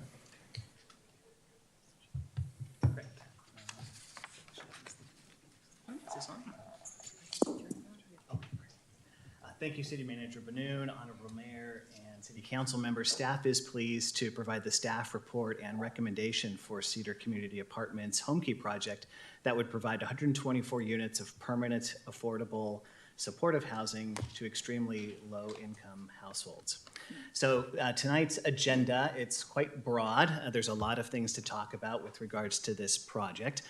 So we'll start off with a background about the Homekey program, then go into the various grants and funding contributions through various partners on this project. We'll then talk about Cedar Community Apartments itself and the affordable housing program. I'll spend some time on the funding agreements between the state and our contributing partners. I'll then spend time talking about safety and security, and I have Lieutenant Salvador San assist on that portion of the presentation. I'll talk a little bit then about the operation and development overview of the residential areas, talk about policy and program conformance, and then next steps and staff recommendation. So the Homekey program is the state's efforts to address the critical affordable housing needs for our most vulnerable community members, those that are homeless and those that are at risk of homeless. It builds upon the Project Roomkey program that began near the beginning of the pandemic. And that was also a state effort to try to get vulnerable residents who may be suffering from COVID-19 or exposed to COVID-19 into temporary housing using unused hotel rooms to provide that housing. You may recall that Newark had a Project Roomkey hotel. That was the Spring Hill Suites Hotel. It's one of the newer hotels over by New Park Mall. And that operated as a Project Roomkey hotel from June of 2020 to July of 2021, so about a year or so. There were 119 rooms that were available, and they were made available to at-risk individuals in the South and East Alameda County areas. During that year's time, that Project Roomkey Hotel assisted 353 individuals, and part of the Project Roomkey program was to try to find permanent housing for those vulnerable community members. And to that regard, the program assisted 158 individuals who were transitioned into permanent housing. So we thought that that was a great program that, of course, ended in July of 2021. But shortly thereafter, the state started the Homekey program, which meant to convert hotel buildings and other types of buildings into permanent affordable housing. In this particular round of Homekey, which is round 2, there's $1.9 billion available in grant funding, really for the purchase and the rehabilitation of existing buildings to convert into affordable housing. There was an opportunity to acquire through our partners the Newark Towneplace Suites Hotel, and with the partnership between Abode Services and the city, there was an effort to consider applying for the round 2 Homekey grant funding. That notice of availability of those grant funds was made available in early September of 2021, and per the funding availability notice, those funds were available on a first come, first serve basis. So council took action earlier this year to apply for that round 2 grant funding. On January 13th, council took 2 actions. One was to authorize the application for a round 2 grant application for up to $39 million with our partners at Allied Housing. And then the second action was the assignment of funds as a way to invest and contribute to the project. A total of $6 million was assigned. $4.5 million came from the Affordable Housing Impact Fee Fund and $1.5 million from the ARPA Recovery Plan. So council took those actions on January 13th, and then staff submitted our application, our Homekey grant application, on January 30th. So, although we expected to receive a decision on the Homekey grant award much earlier in the year, we did finally receive that notification at the end of July that the city would receive, upon approval of agreements and other documentation, $32.2 million from the state for this program. There were 108 projects considered for this grant across 55 jurisdictions. The Newark award was the 6th largest dollar value award amongst those 108 projects, and the 10th largest in terms of unit count. So Newark was right behind cities like San Francisco, Los Angeles, San Jose, and then Newark. So it's pretty incredible for a city our size to have received that large of an award, but the opportunity through acquiring Towneplace Suites and the property itself really lent itself to a very strong application. Again, I mentioned this before, but the city contributed again $6 million both through the ARPA Recovery Plan Fund and through our Affordable Housing Fund. Both of those assignments of funds were deemed to be consistent with the ARPA fund regulations, and also the city's contribution of $4.5 million is consistent with the uses for the Affordable Housing Fund. So there's other funding attached to this project from other jurisdictions, as well as our service partners are providing support for this project as well. The Housing Authority of the County of Alameda assigned 60 project-based vouchers for the units that are reserved for homeless households. 12 of those project-based vouchers would be reserved for military veterans. Alameda County assigned $4 million in home ARP funds, that's home ARPA funds as well. And then the Alameda County Healthcare Services Agency will be providing support for residential programs at the site. So a little bit about the hotel that would be converted under this program, the Towneplace Suites located on Cedar Boulevard. Again, it's an existing extended stay hotel. It was built in 2000 and renovated in 2015. It has 125 rooms, a mix of studios, 1 bedrooms, and 2 bedrooms. And since it's an extended stay hotel, each unit has its own kitchen and, of course, bathroom facilities as well. This is just an overview about the project site.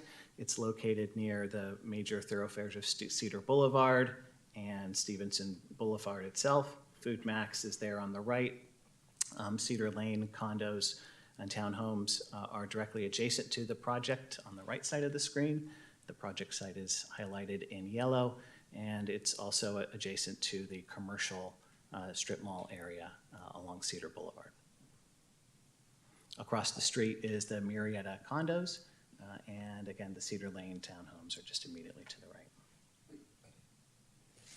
So our partners for this Homekey project include Abode Services, and they are a very experienced affordable housing developer and supportive service provider within the region. They've been doing this for over 30 years, and they have experience operating Homekey sites in the area as well.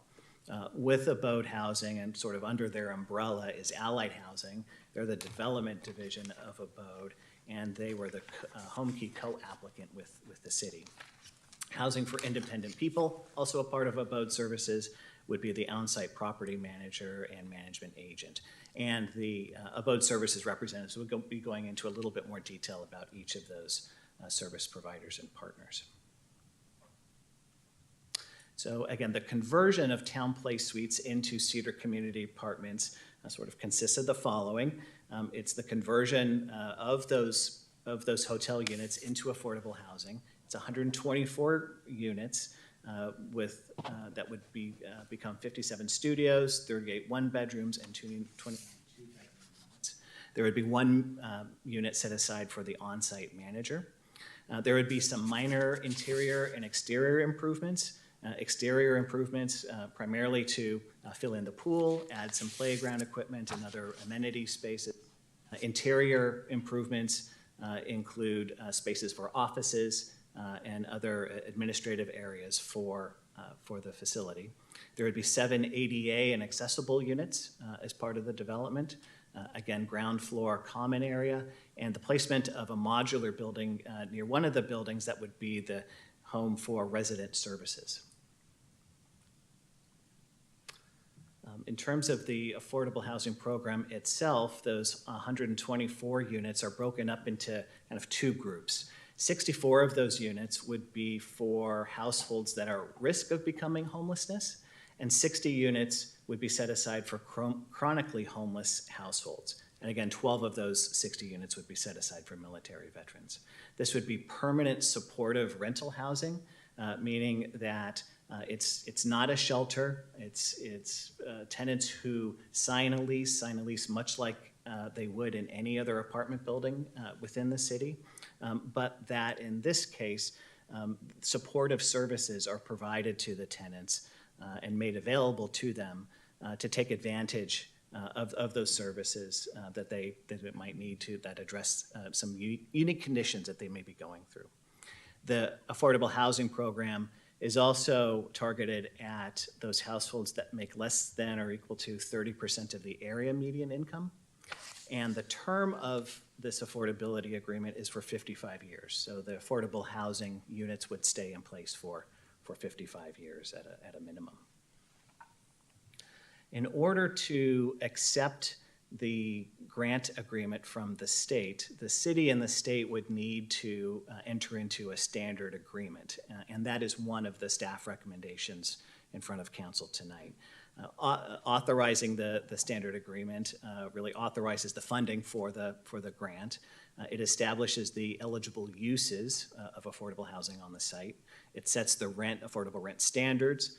It also defines the deadlines and reporting requirements, the grant distribution requirements, and specific home key project-related terms and conditions. Some of those deadlines and reporting requirements including that all of the home key funds have to be spent within a specific period of time, typically between 8 and 12 months, that there's occupancy deadlines as well, because the intent of this program is to get households into these units very, very quickly, and so the state has strict deadlines on when that should happen. There's annual expenditure reports that we have to send to the state, so we have to show how the grant monies are being used. We also have to submit periodic performance reports to assess compliance with the program. And we also have to show how the project is complying with California state prevailing wage law. That is a specific requirement of the program as well. I will say that our partners are responsible for doing all of that. So it's not a burden on the city, although the city is certainly a part in monitoring and making sure that all of the requirements are being adhered to. So there are a number of agreements that then the city and Allied Housing have to enter into as well. And those are a big part of the staff recommendation tonight. And there's really 4 or 5 of them: a loan agreement, a regulatory agreement, promissory note and deed of trust, and then a subordination agreement with Alameda County. So I'll briefly touch on each of those. For the loan agreement, it is essentially an agreement between the city and Allied Housing for affordable housing in exchange for a loan. And in this case, there are 2 loans. There's the $38.2 million home key loan plus a $6 million loan from the city. This loan agreement, similar to the standard agreement, sets the use of the property and also the use of the funds. So we're able to use the funds for property acquisition and development costs.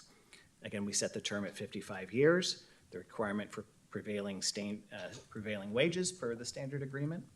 The city loan portion, the $6 million, accrues interest at 3% per year. There are residual receipts payments that the developer would pay to the city. Those residual receipts are essentially the revenue that is the revenue that they generate minus the expenses. It essentially creates the revenue receipts, and we share those receipts with the other funding partner. In this case, it's Alameda County.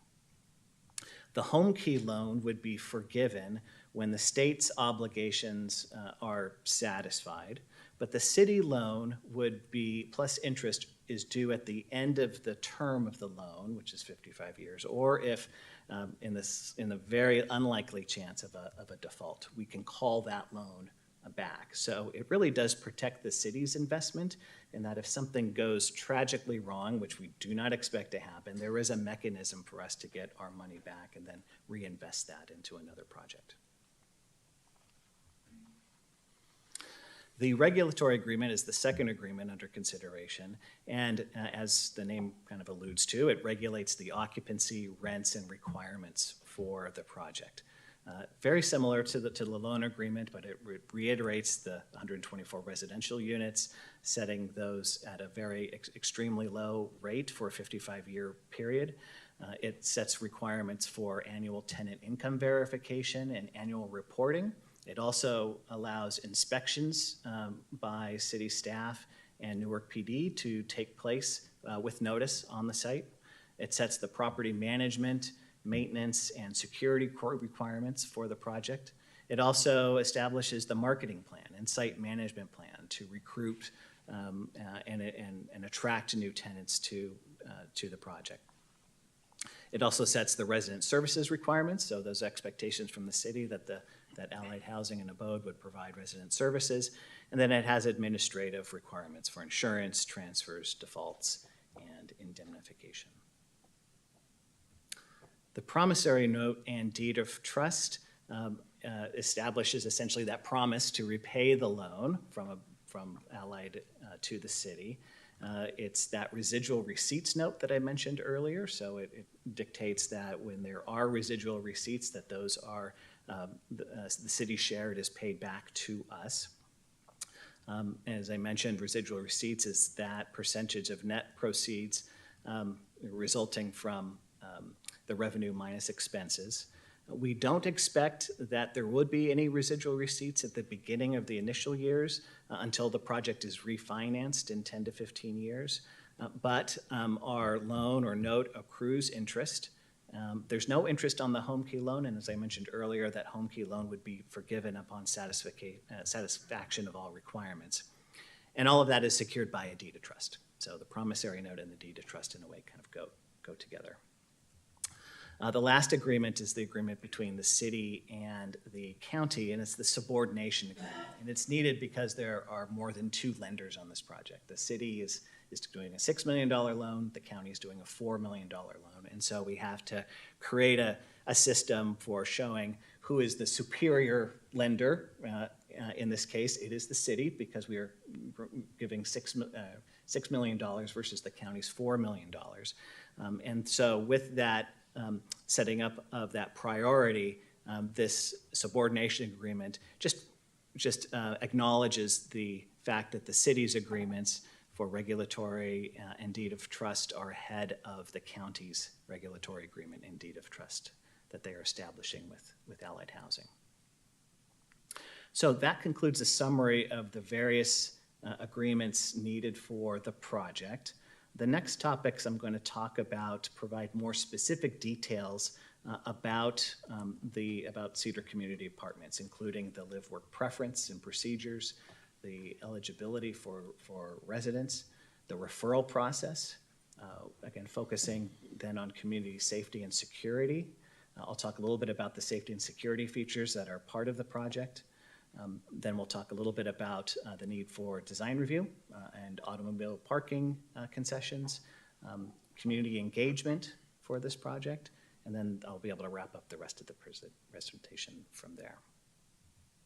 So live-work preference. This has certainly been a priority of the council in that we are investing in this project, and it is fairly common among cities to attempt to have a preference for folks who live and work in the community. We have prepared a displacement study with our consultants that shows that displacement is occurring in our community and that a live-work requirement would help. Regulatory agreements contain the live-work requirement. So we have those requirements to provide a live-work preference within the regulatory agreement. However, that live-work preference cannot violate fair housing laws.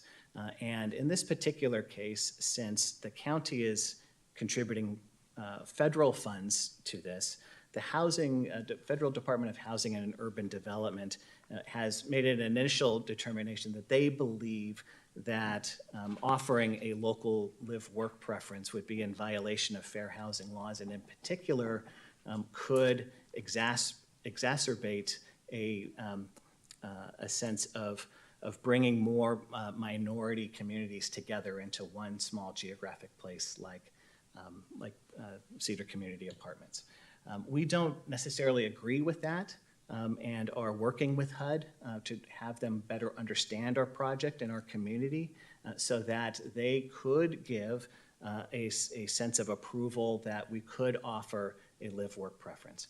We're still in those discussions with HUD, and we think that we're appreciative of their participation, and so we're happy to continue working with them. But we don't know if we're going to be able to offer a live-work preference, at least right away.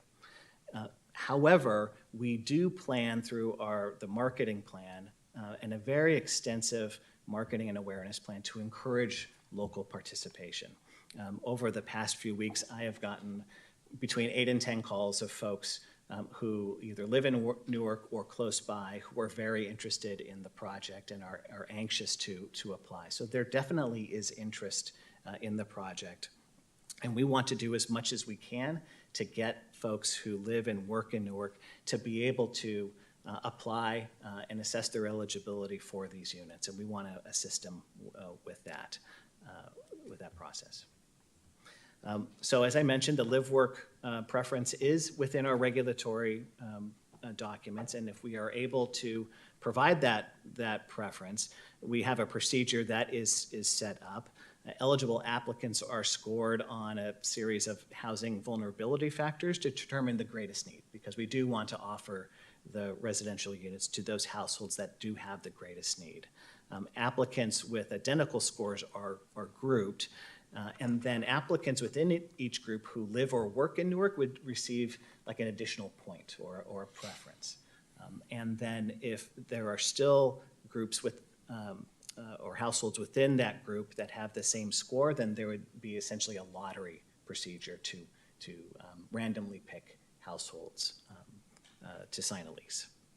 So that would be a very simplified version of the live-work preference procedure if we are able to implement it. Next, I wanted to talk a little bit about eligibility and resident selection. Again, as we mentioned, these units are to be made available for folks who are making less than or up to 30% of the area median income. Just to kind of give you a sense of what that is, in 2022, the Alameda County AMI for a 4-person household is $142,800, which seems like a lot of money, and 30% of that is $42,850. Again, that's for a 4-person household. If you have a smaller household, that amount is lower. If you're a larger household, it's higher. There are minimum incomes required for the at-risk units. It's 2 times the monthly rent of the unit that was to be leased, but there's no minimum income for the units that are set aside for homeless households. A little bit more on eligibility, just on terms of the administrative side. The applicants have to prove their income. There's a credit check. There's also a criminal background check for all adult household members. There are grounds for denial if in cases of serious felony offenses. Those applicants would not be able to move forward. All applicants need to have a complete application package that is submitted. to the reviewer, and applications are coordinated by the management agent.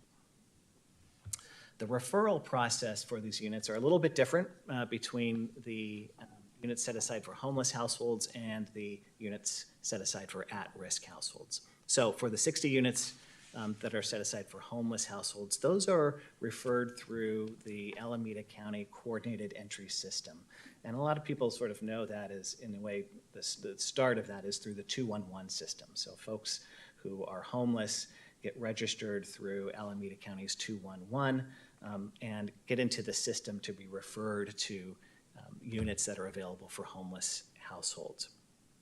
Those units will receive project-based vouchers through the Housing Authority of the County of Alameda, and those households are prioritized by the highest need. The coordinated entry system refers applicants and application materials to Cedar Community Apartments Management Agent for continued processing, and ultimately the decision on the tenants that would stay there. The 12 units that are set aside for military veterans would be administered slightly differently. This is through the VASH program, and that's administered through the Palo Alto VA Center. The eligibility and resident selection process for the at-risk households is done a little bit more locally. So ideally, the county CES would also be able to identify and refer at-risk households, but they're not set up to do this at this point. We understand capacity issues, and perhaps in the future that would be available to us. But until then, the city and Abode Services will partner on a resident selection system that is compatible and consistent with the county's CES system.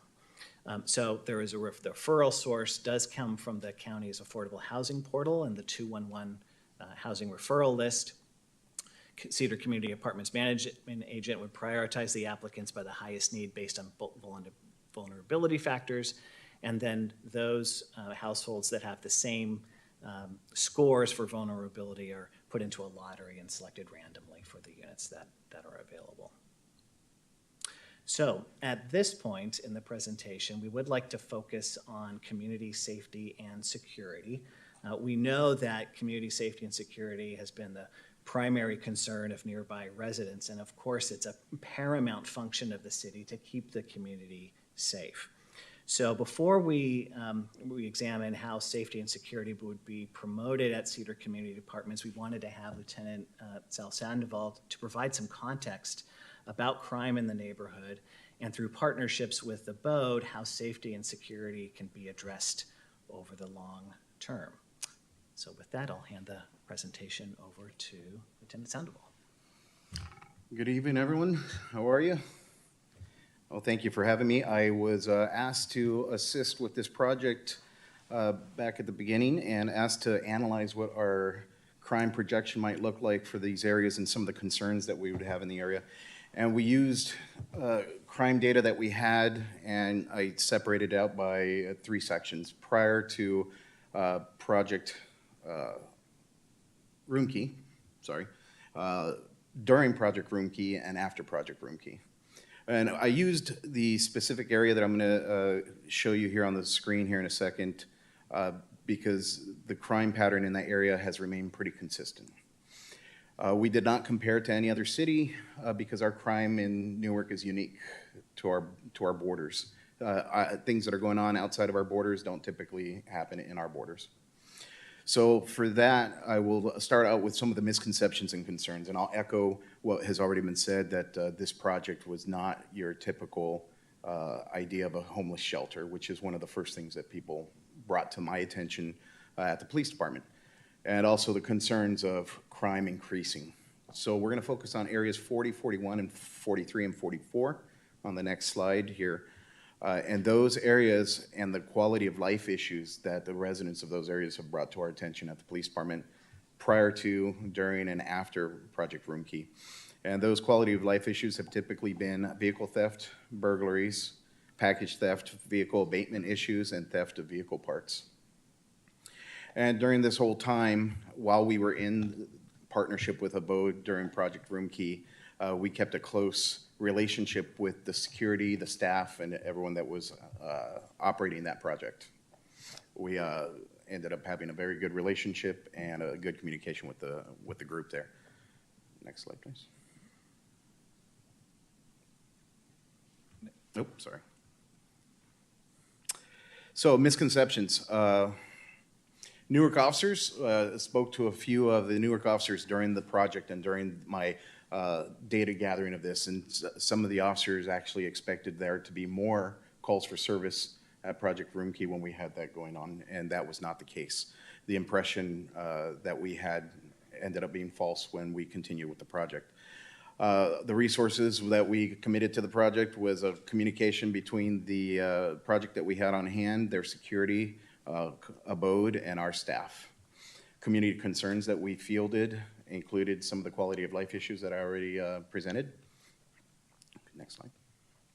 And here's a map of the areas that we are focusing on here.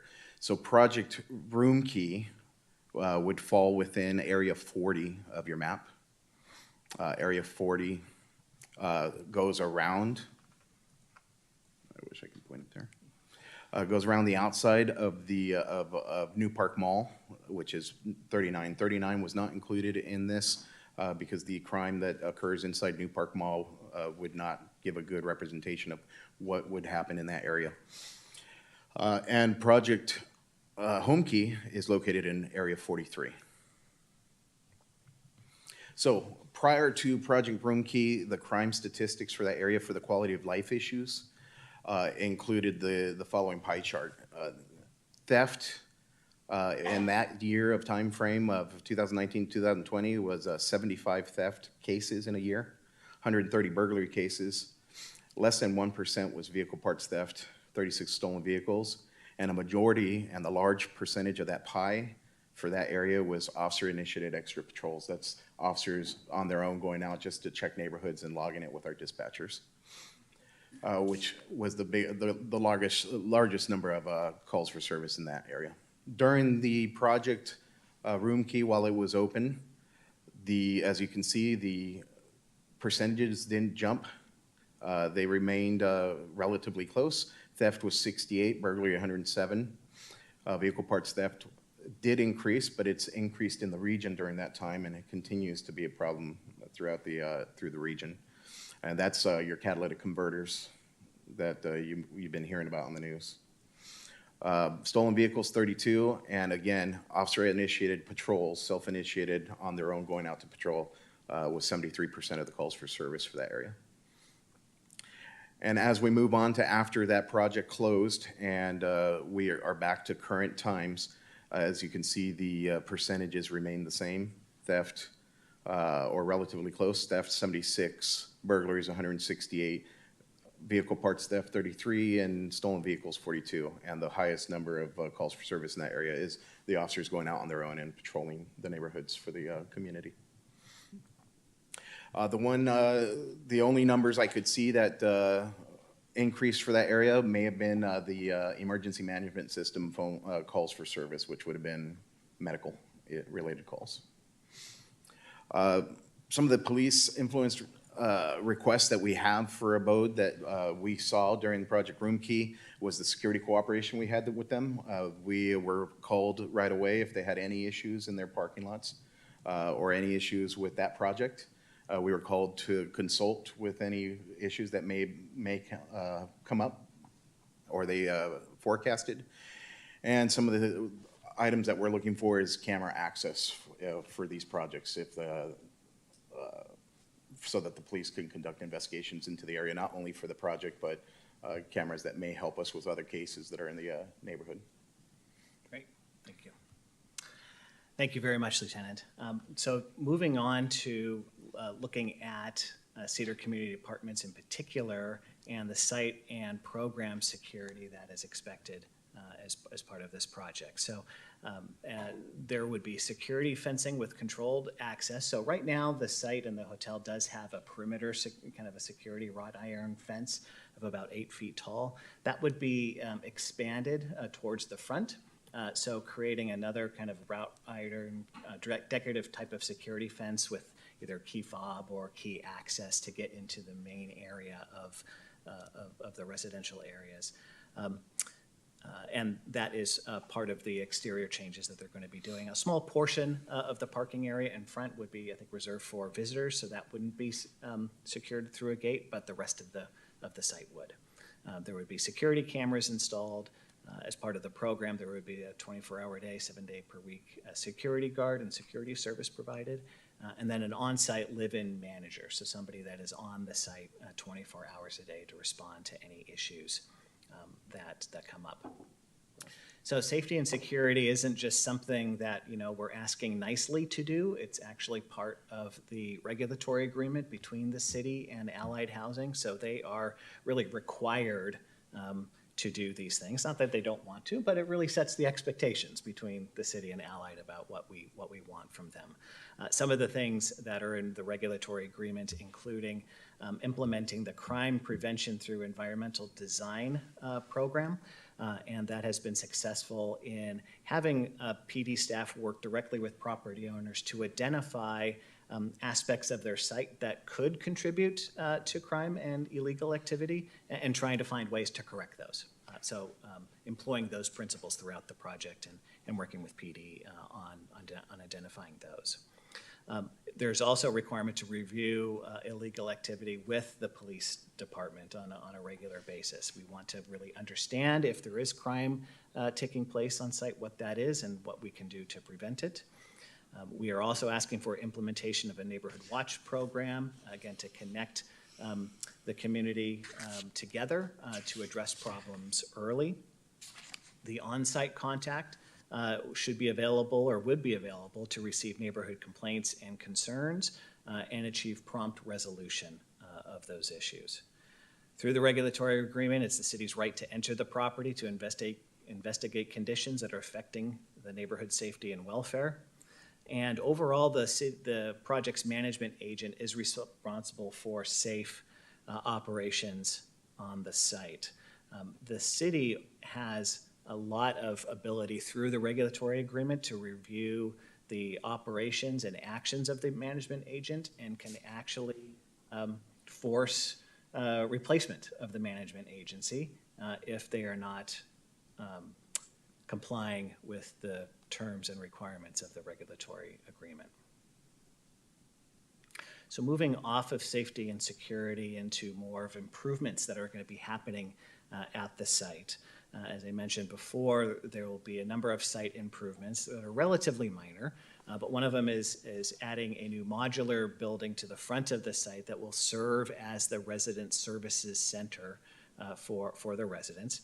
Again, the security fencing that will match the existing fencing in terms of design and height, the new security cameras. They're setting aside 100 spaces for bicycle parking. They're including new accessible parking and mobility improvements to assist folks who need those accessibility features to move around the site. They're going to be removing the pool and installing in its place, I think, playground equipment and other resident amenities. And those changes do require design review. And so they have to go through a separate process to receive a city approval for those designs. Automobile parking is the next change happening on the site. Currently, there's 134 parking spaces on the site, but with the improvements, they would remove about 46 of those, leaving about 88 spaces to be provided. Typically, if this was a market rate project, they would need over 200 units, or sorry, 200 parking spaces based upon the bedroom count. However, state law does allow for a reduction or a concession for automobile parking for projects that are 100% supportive, affordable housing that is near transit. And per state law, they could request 0 parking spaces. In this case, that is just really not achievable given the site and the operations. And so the request ultimately will be for 88 parking spaces to be provided. That request will also be reviewed concurrently with the design review application. Wanted to then mention some of the community engagement that we've done with the community. We've held 2 virtual meetings, one in November and the second one in March. The first meeting was not well attended. We did identify a noticing error and corrected that and held a second community meeting in March, had much greater participation with similar information provided by the police department that we think was very helpful for the community. We've done other types of engagements. We have a specific project website with a list of frequently asked questions. We've also communicated via social media and electronic mail, and we sent out a courtesy notification of this meeting to property owners within 1,000 feet of the project site.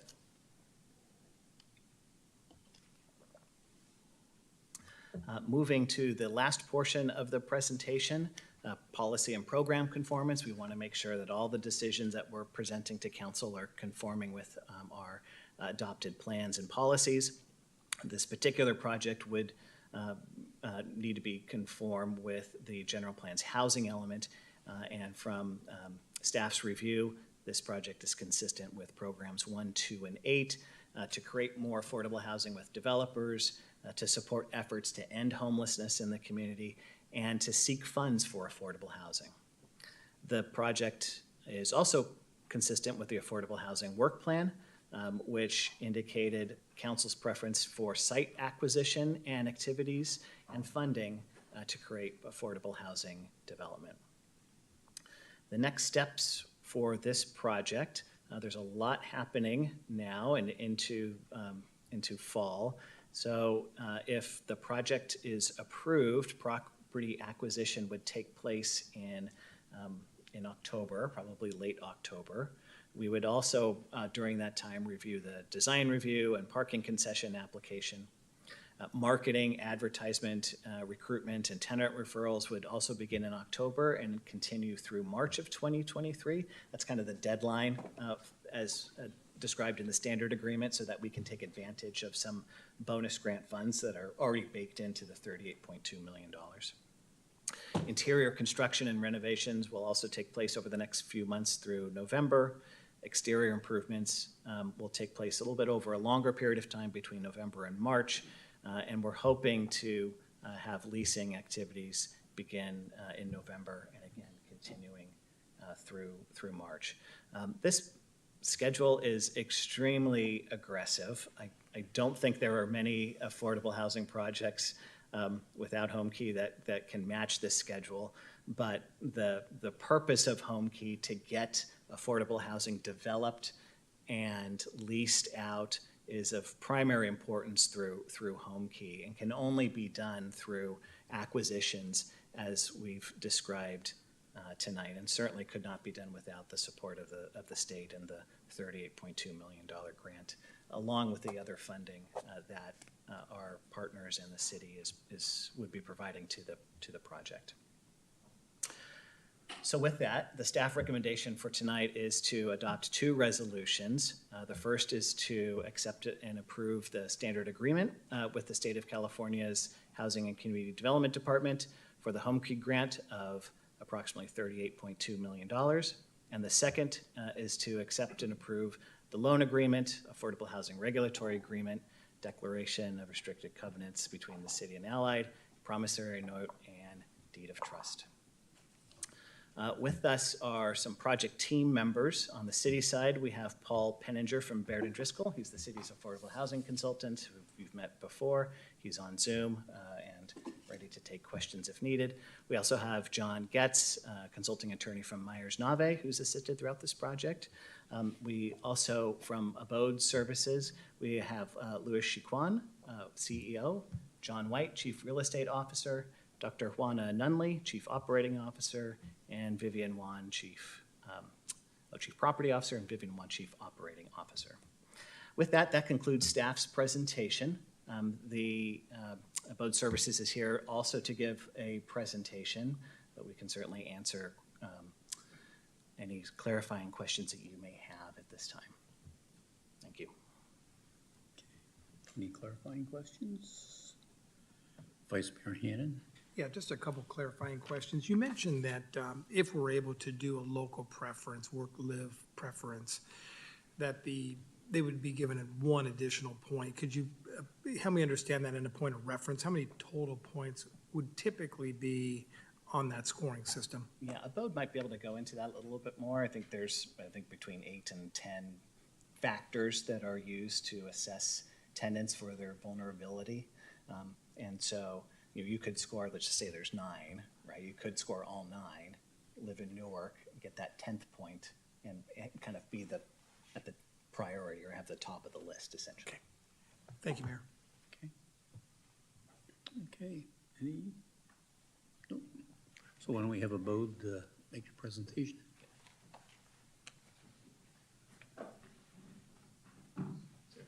It's right here.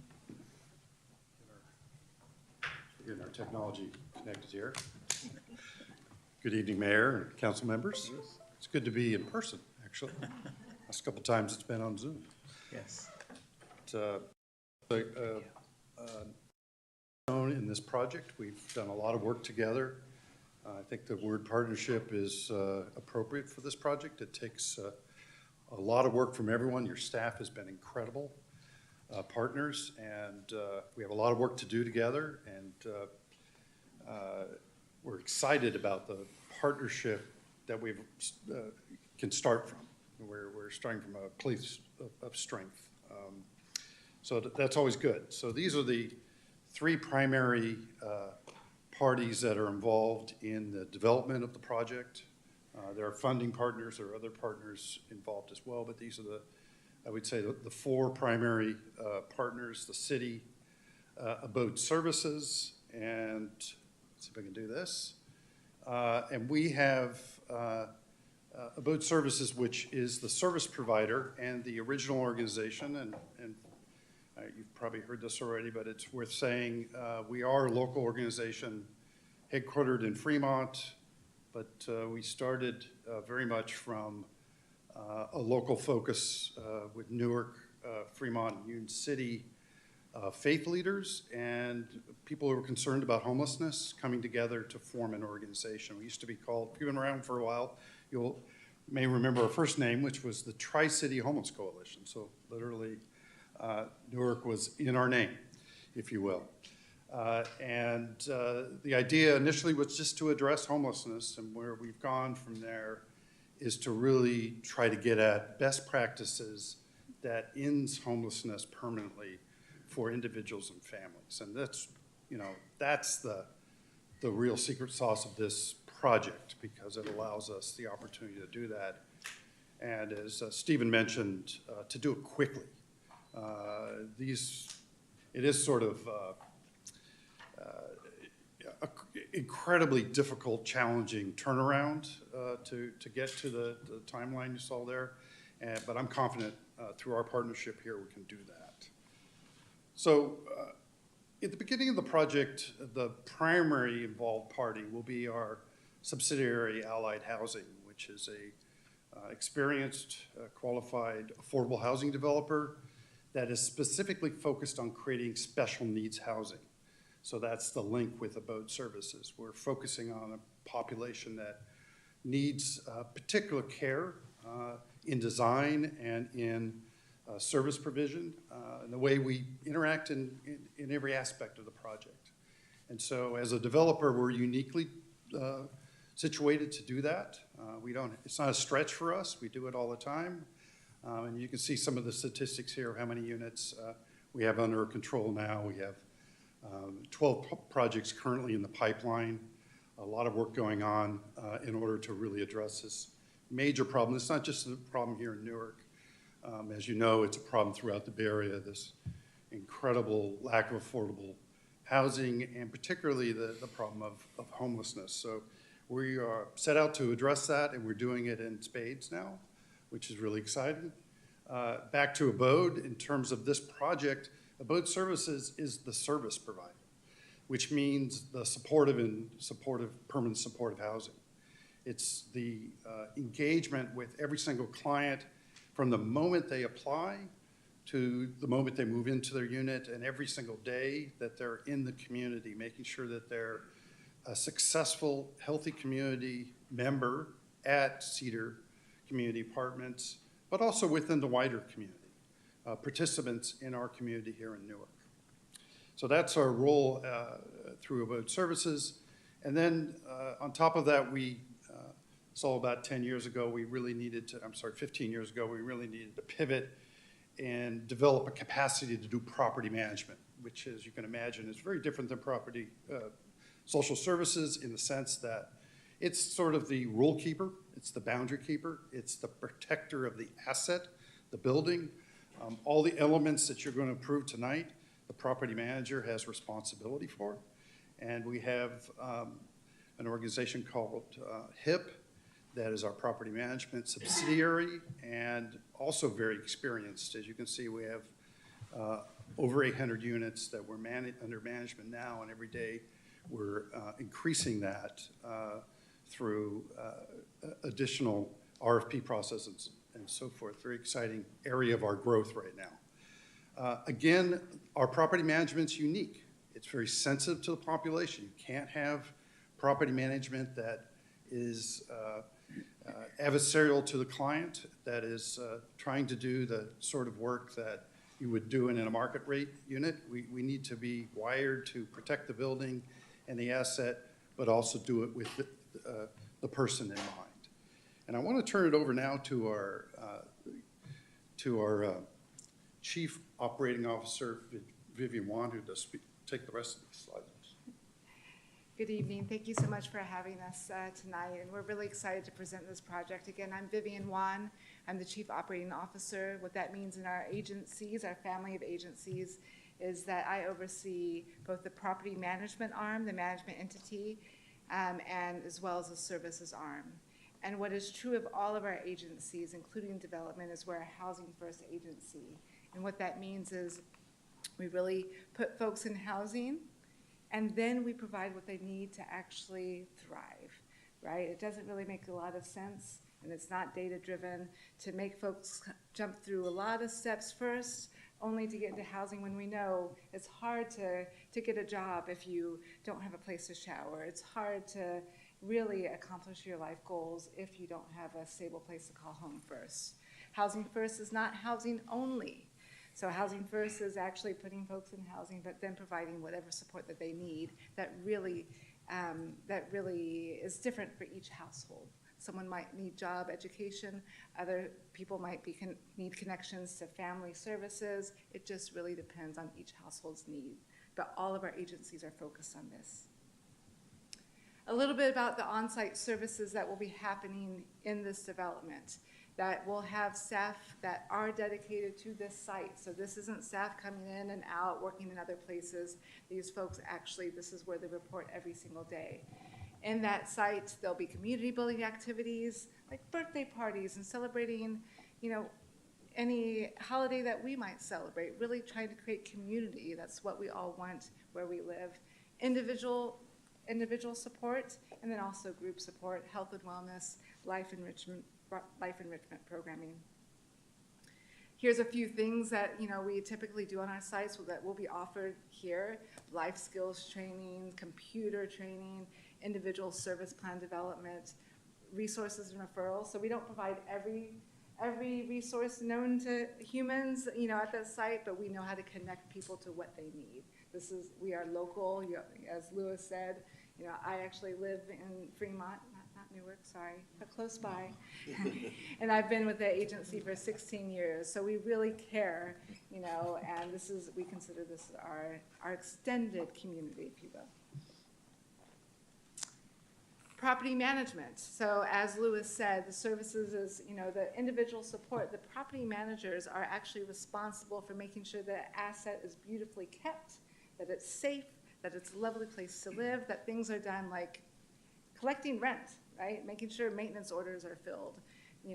They also manage the security contracts and things like that. At this site, there'll be 2 on-site property managers, 2 maintenance technicians, and then, as mentioned before, there'll be an on-site resident manager for all after-hours emergencies. We'll also have on-site staffing and security. So the services staff really will have extended hours. There's about 5 services staff, Monday through Friday, about 8 a.m. to 7 p.m.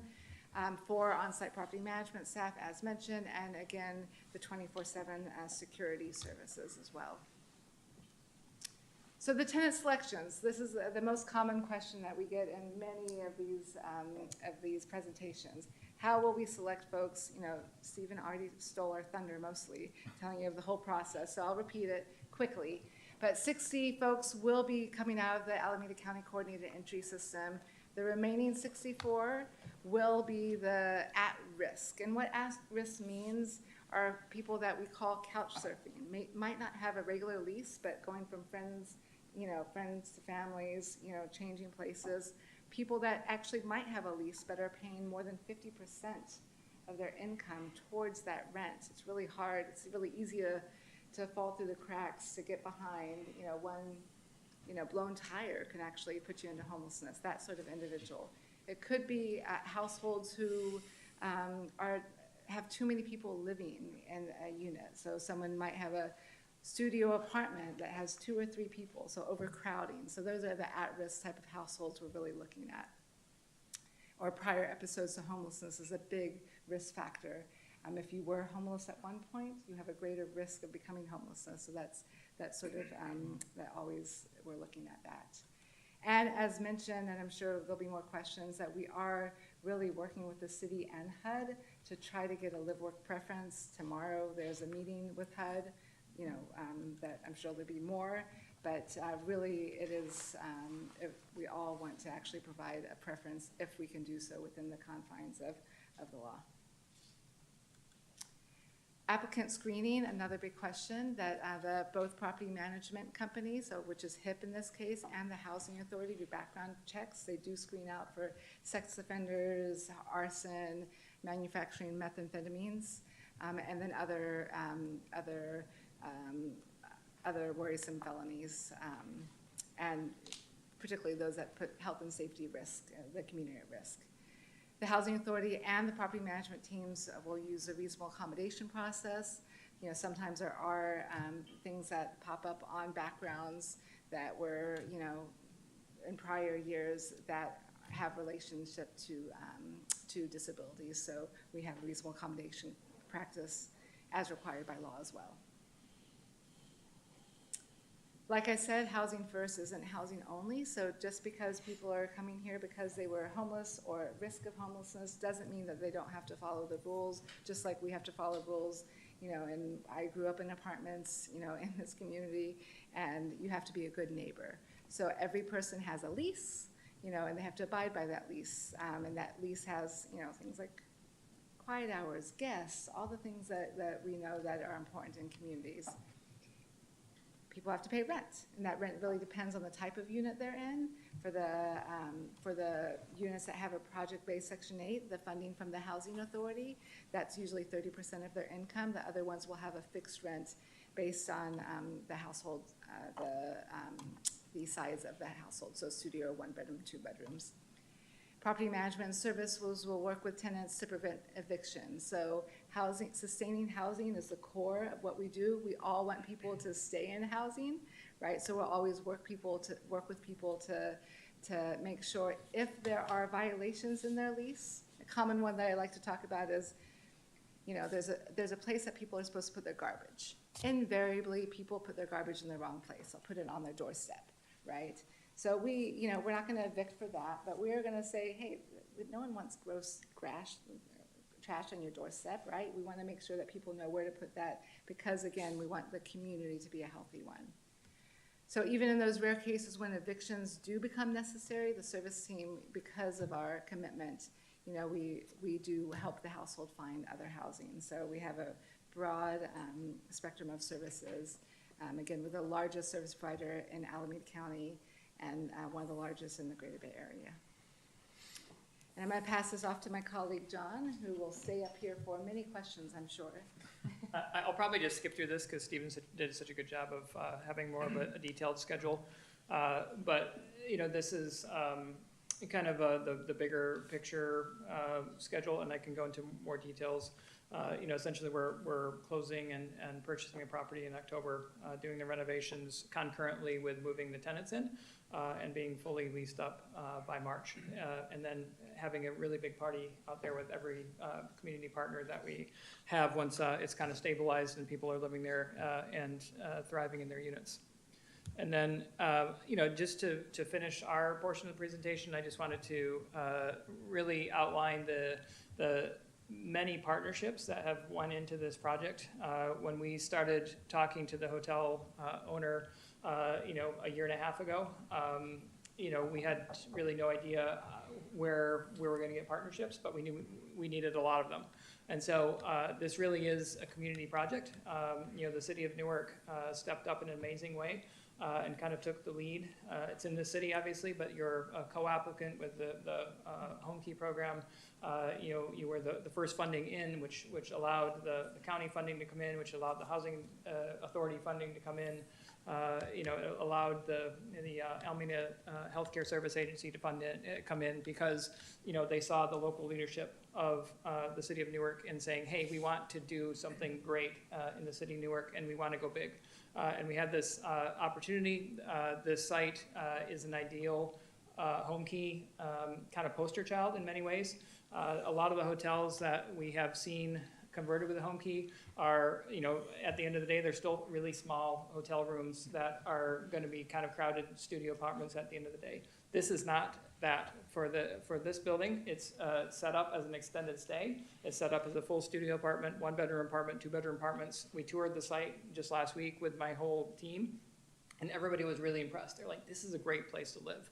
I mean, there's artwork on the walls, the units are really nice, the kitchens have like granite countertops, the bathrooms are big and spacious. It's like, wow, this is a great place to live.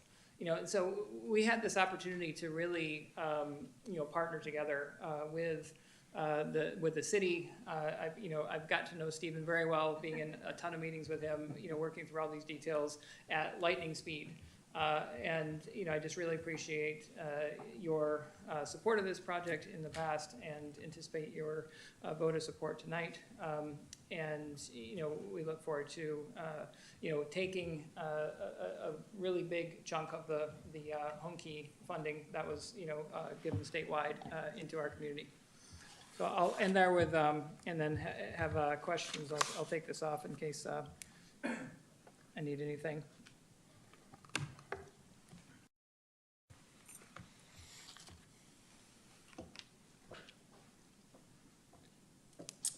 And I would be happy to call on Vivian or Louis if there's a question that's more operations focused or something, that's not a technical detail for the council to quiz me on. Okay.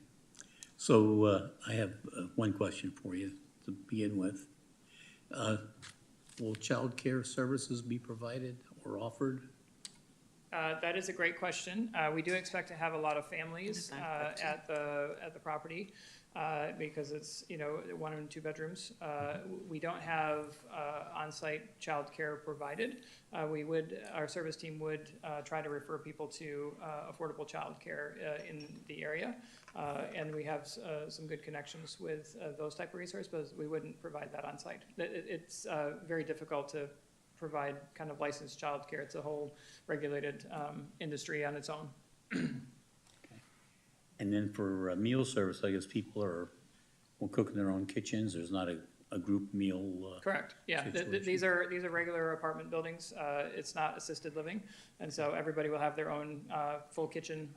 With a stove, a range, oven, kitchen sink, refrigerator, sure. Everything, and so they will be able to purchase and cook their own food, okay. And we won't have dedicated meal service. There may be people who get Meals on Wheels or some other kind of community support delivered to them, and we'll certainly facilitate that, but we don't provide it directly. Right. Okay.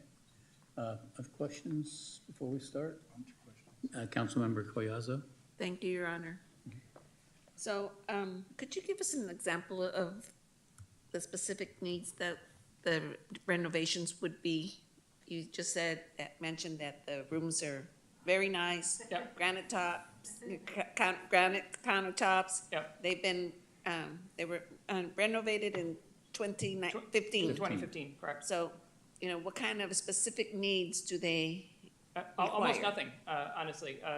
For I think 118 of the 125 units, we're not doing anything.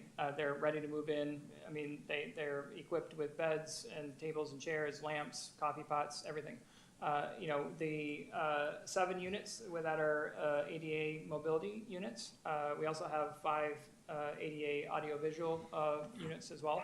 But the ADA mobility units were built to hotel code in 2000, and in converting it to housing, we need to convert them to current residential building code.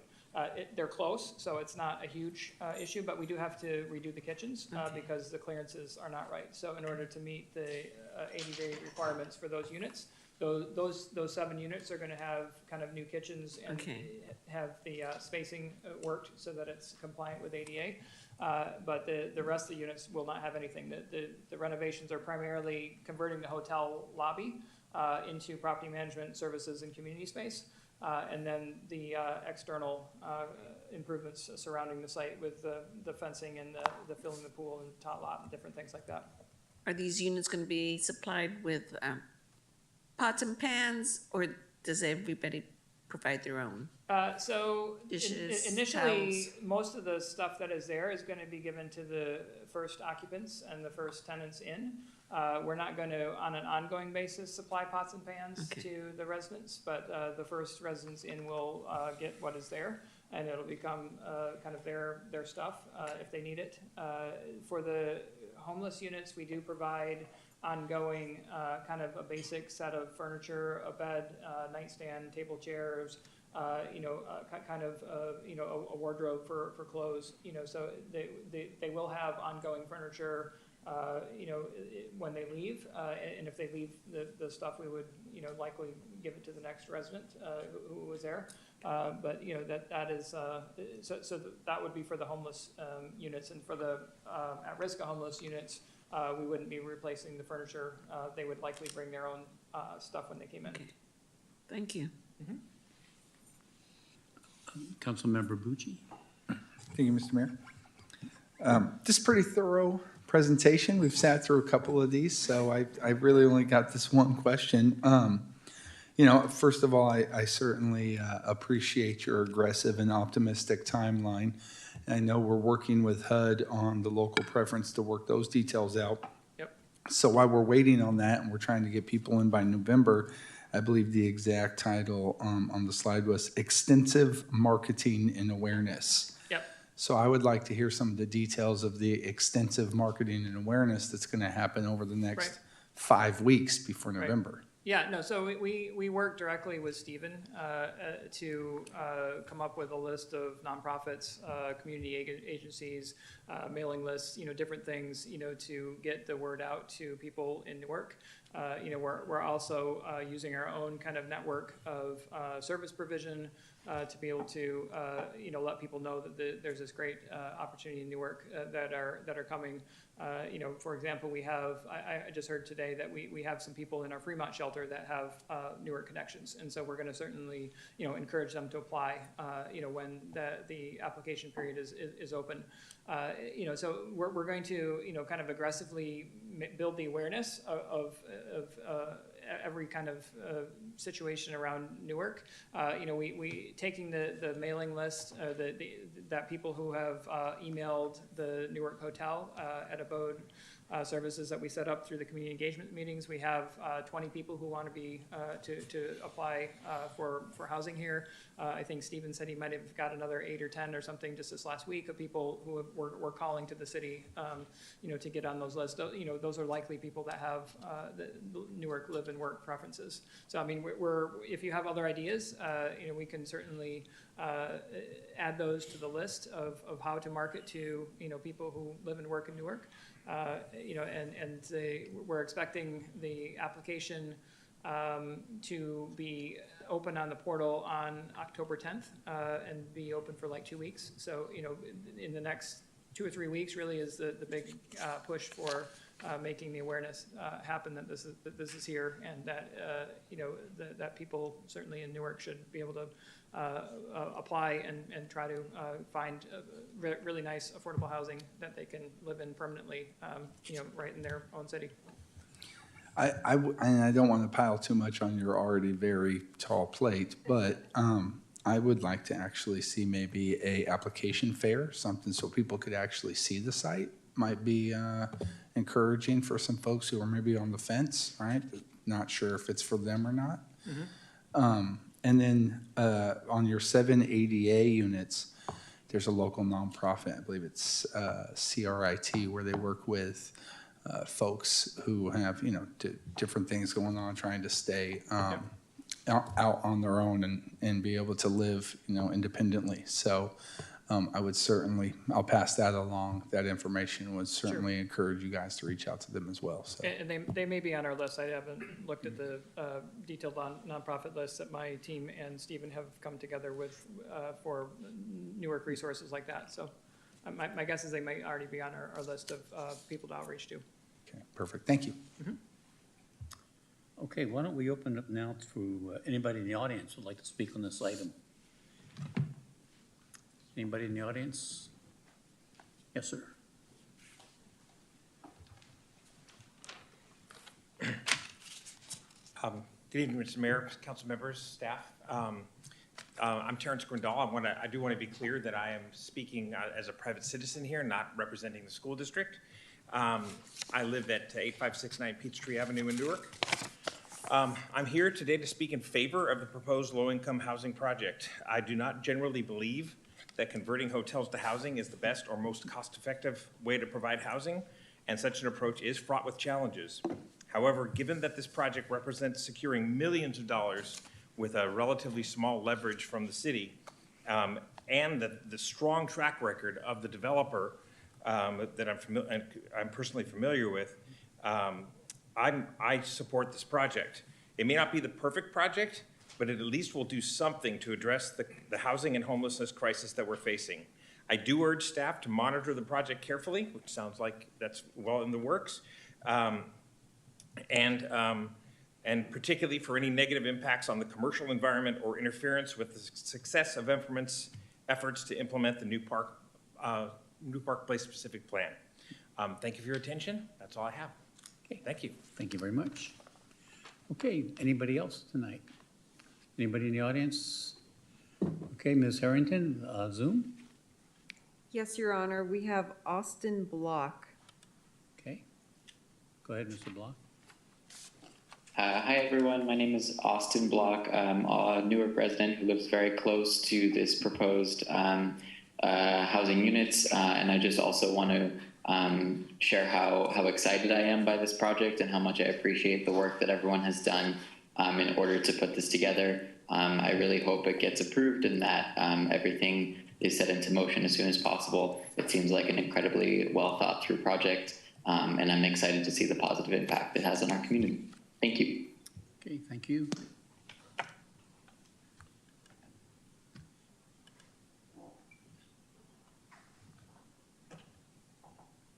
Ashley Moe.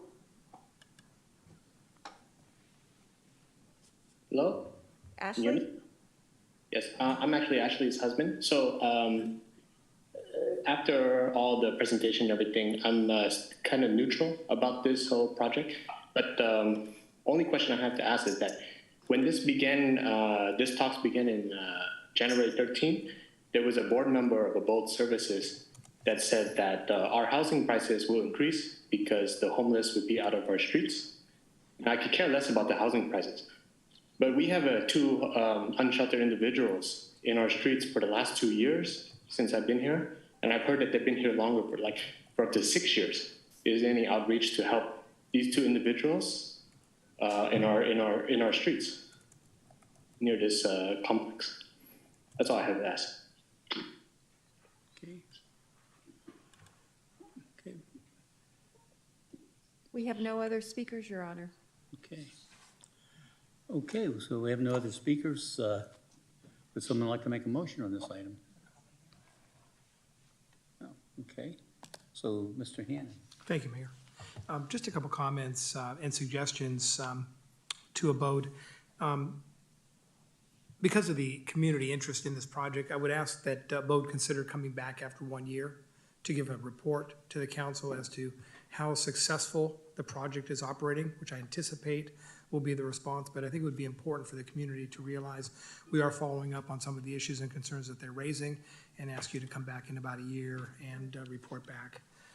Mayor, before I make a motion to accept all the resolutions, I would ask just a couple minor modifications to what is being asked. In the social services section, I'm asking that staff consider incorporating a specific time frame of at least 30 days so that if there is any significant change to the social services to be provided, that the city be provided with a 30-day notification of that, so we're aware of that. Secondly, I would ask that, and again, it's not likely to occur, but if for any reason the promissory note should go into default where foreclosure is a possibility, that the council be notified immediately of that. And then last, Mayor, I would ask that the design review that typically would go to the executive director, that I would ask that the planning commission have an opportunity to review the design review. Those would be my requests, Mayor. Thank you. Oh, So on the design, what are they gonna actually review? well, there's a number of changes, Mayor, that's being made to the project. Mr. Turner mentioned there's going to be a building that's going to be utilized on the property. There's going to be changes in the parking configuration. There's fencing that's going to be installed. There's landscaping that's going to be installed. There's playground equipment that I think that's going to be installed. So there's a number of exterior alterations that are going to be incorporated into the property. I just thought it would be helpful maybe to have the planning commission take a look at that as well. Okay, staff usually does those checking. Right. But you're asking that the planning commission do it? I'm asking staff So- do it in conjunction with the planning commission. Okay. And okay. if you're not comfortable with that, Mayor, I'm fine with withdrawing that request. No, that's fine. Well, I guess I'd ask staff if that's something that we can do. Yeah, certainly. I mean, the planning commission in the municipal code is a review authority for design review for certain projects. Typically, if there is a concurrent entitlement such as a conditional use permit or a variance that would normally get reviewed by the planning commission, and also a design review component, that everything gets packaged together to go up to the planning commission.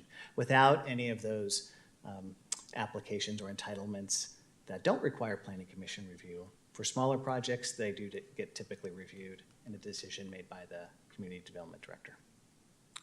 Mayor, my only caveat to that would be, Mr. Turner, would you anticipate that bringing this to the planning commission for design review, would that delay the project?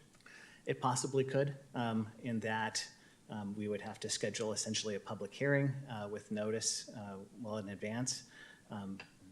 Building permits could not be issued until the planning commission makes the decision and the 14-day appeal period passes, which would add to the timeline. Mayor, I'm going to go ahead and remove that condition and simply ask staff keep us apprised on the development design. Thank you. Okay, that'd be great. Okay. Okay. Are you looking for a motion? Sure. I would move approval of this item. Okay. And do we have a second? I'll second, Mayor. Okay, please vote.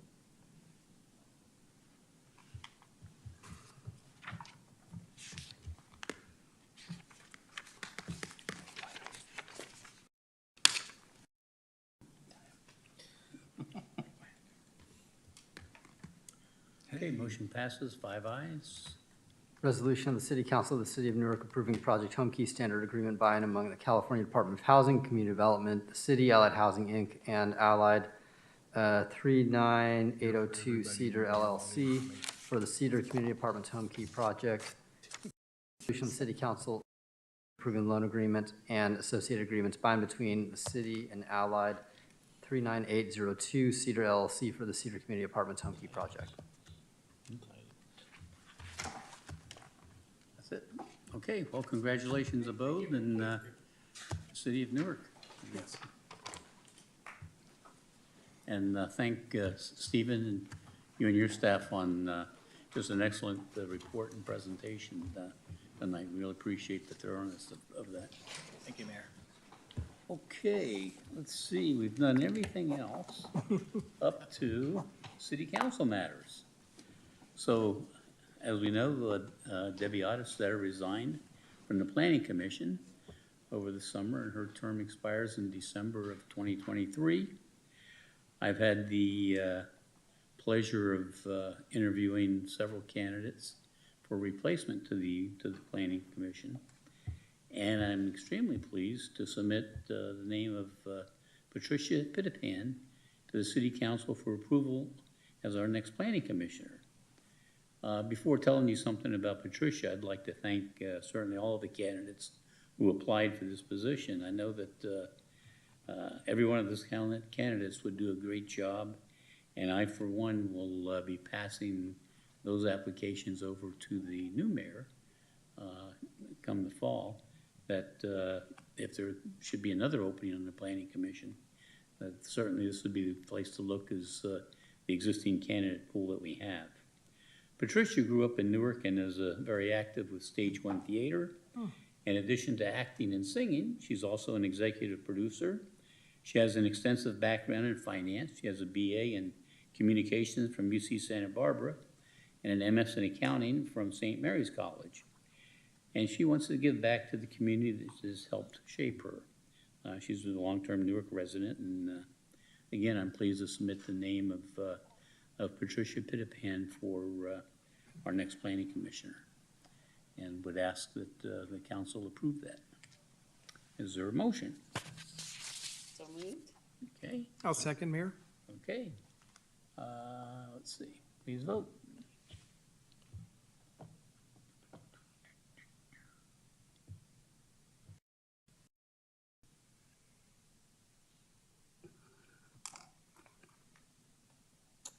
There we go. Okay, motion passes, 5 ayes.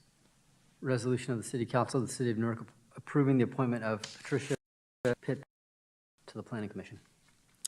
Okay, thank you. So, let's see, the next item is well, council matters. And I don't really have anything tonight other than it's been a long meeting, and I think,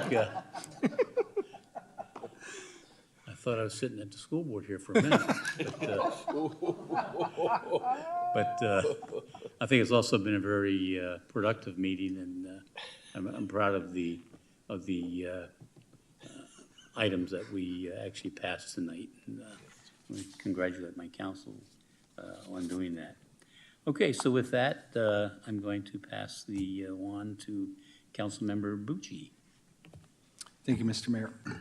Just to echo your thoughts, yeah, this is proud of the work we did tonight. I think we did a lot of good for our city. So speaking of a lot of good, we had Newark Days this last weekend, and I know we talked about it during the previous meeting, but after Sunday night's rainstorm out there, I thought that it was important to recognize a couple people. First of all, Lori Getz, who is the vice chair out there, and as I would assume quickly becoming the chair, but she kind of led the charge out there Sunday night when everybody was running for cover, and she stuck it out, and as well as our Boy Scouts and a number of the Newark Memorial High School varsity football team. They're really out there getting it done, knocking down the pop-ups and breaking down the event, and anybody who was awake Sunday afternoon and night knows that was no easy feat. So I just felt like they certainly deserved an attaboy from all of us for their hard work and for a fantastic Newark Days weekend. So thank you, Mr. Mayor. Okay, and Councilmember Collazo. Thank you, Your Honor. Well, going back to Newark Days, I wanted to thank Lori Gebhardt. She really comes through for our float. She makes us look good. So I wanted to give her a big shout out and say thank you to her. And then, you know, my old time favorite, Shop Newark. Okay, thank you very much, Ms. Collazo. Councilmember Freitas. Thank you, Your Honor. Just checking my colleagues, very productive meeting. Thank you to the Newark Days Committee and the Newark residents and participate in the beautiful event. Yes, thank you. Absolutely. Okay. And Vice Mayor Hannon. I echo my colleagues' comments regarding the Newark Day, 67 years old, yet we're still young and spry. That's the way to look at it. What a real proud day for the city of Newark. 215 affordable housing units were approved tonight alone. We, this council, have been advocating for more affordable housing in our community for some time now, and to deliver 2 outstanding projects with over 200 affordable housing units We're to be commended. I'm not sure any communities of our size could do that. Moving forward, on a sad note, Mayor, I'm asking that we adjourn the meeting in memory of Monica Lynn Bennett. Monica passed away after a courageous battle with cancer on August 15th, 2022. Monica was a Newark resident since 1971, attended Newark schools, and graduated from Newark Memorial High School. Her son Eric was the light of her life. She had a chance to see Eric graduate from Newark High School and get accepted to UC Davis. Monica is survived by her twin sister Jennifer and her parents Russ and Marla Blowers. Marla was a long-standing member of our Planning Commission for approximately 15 years. And I thank you, Mayor, for adjourning the meeting in her memory. Okay, thank you.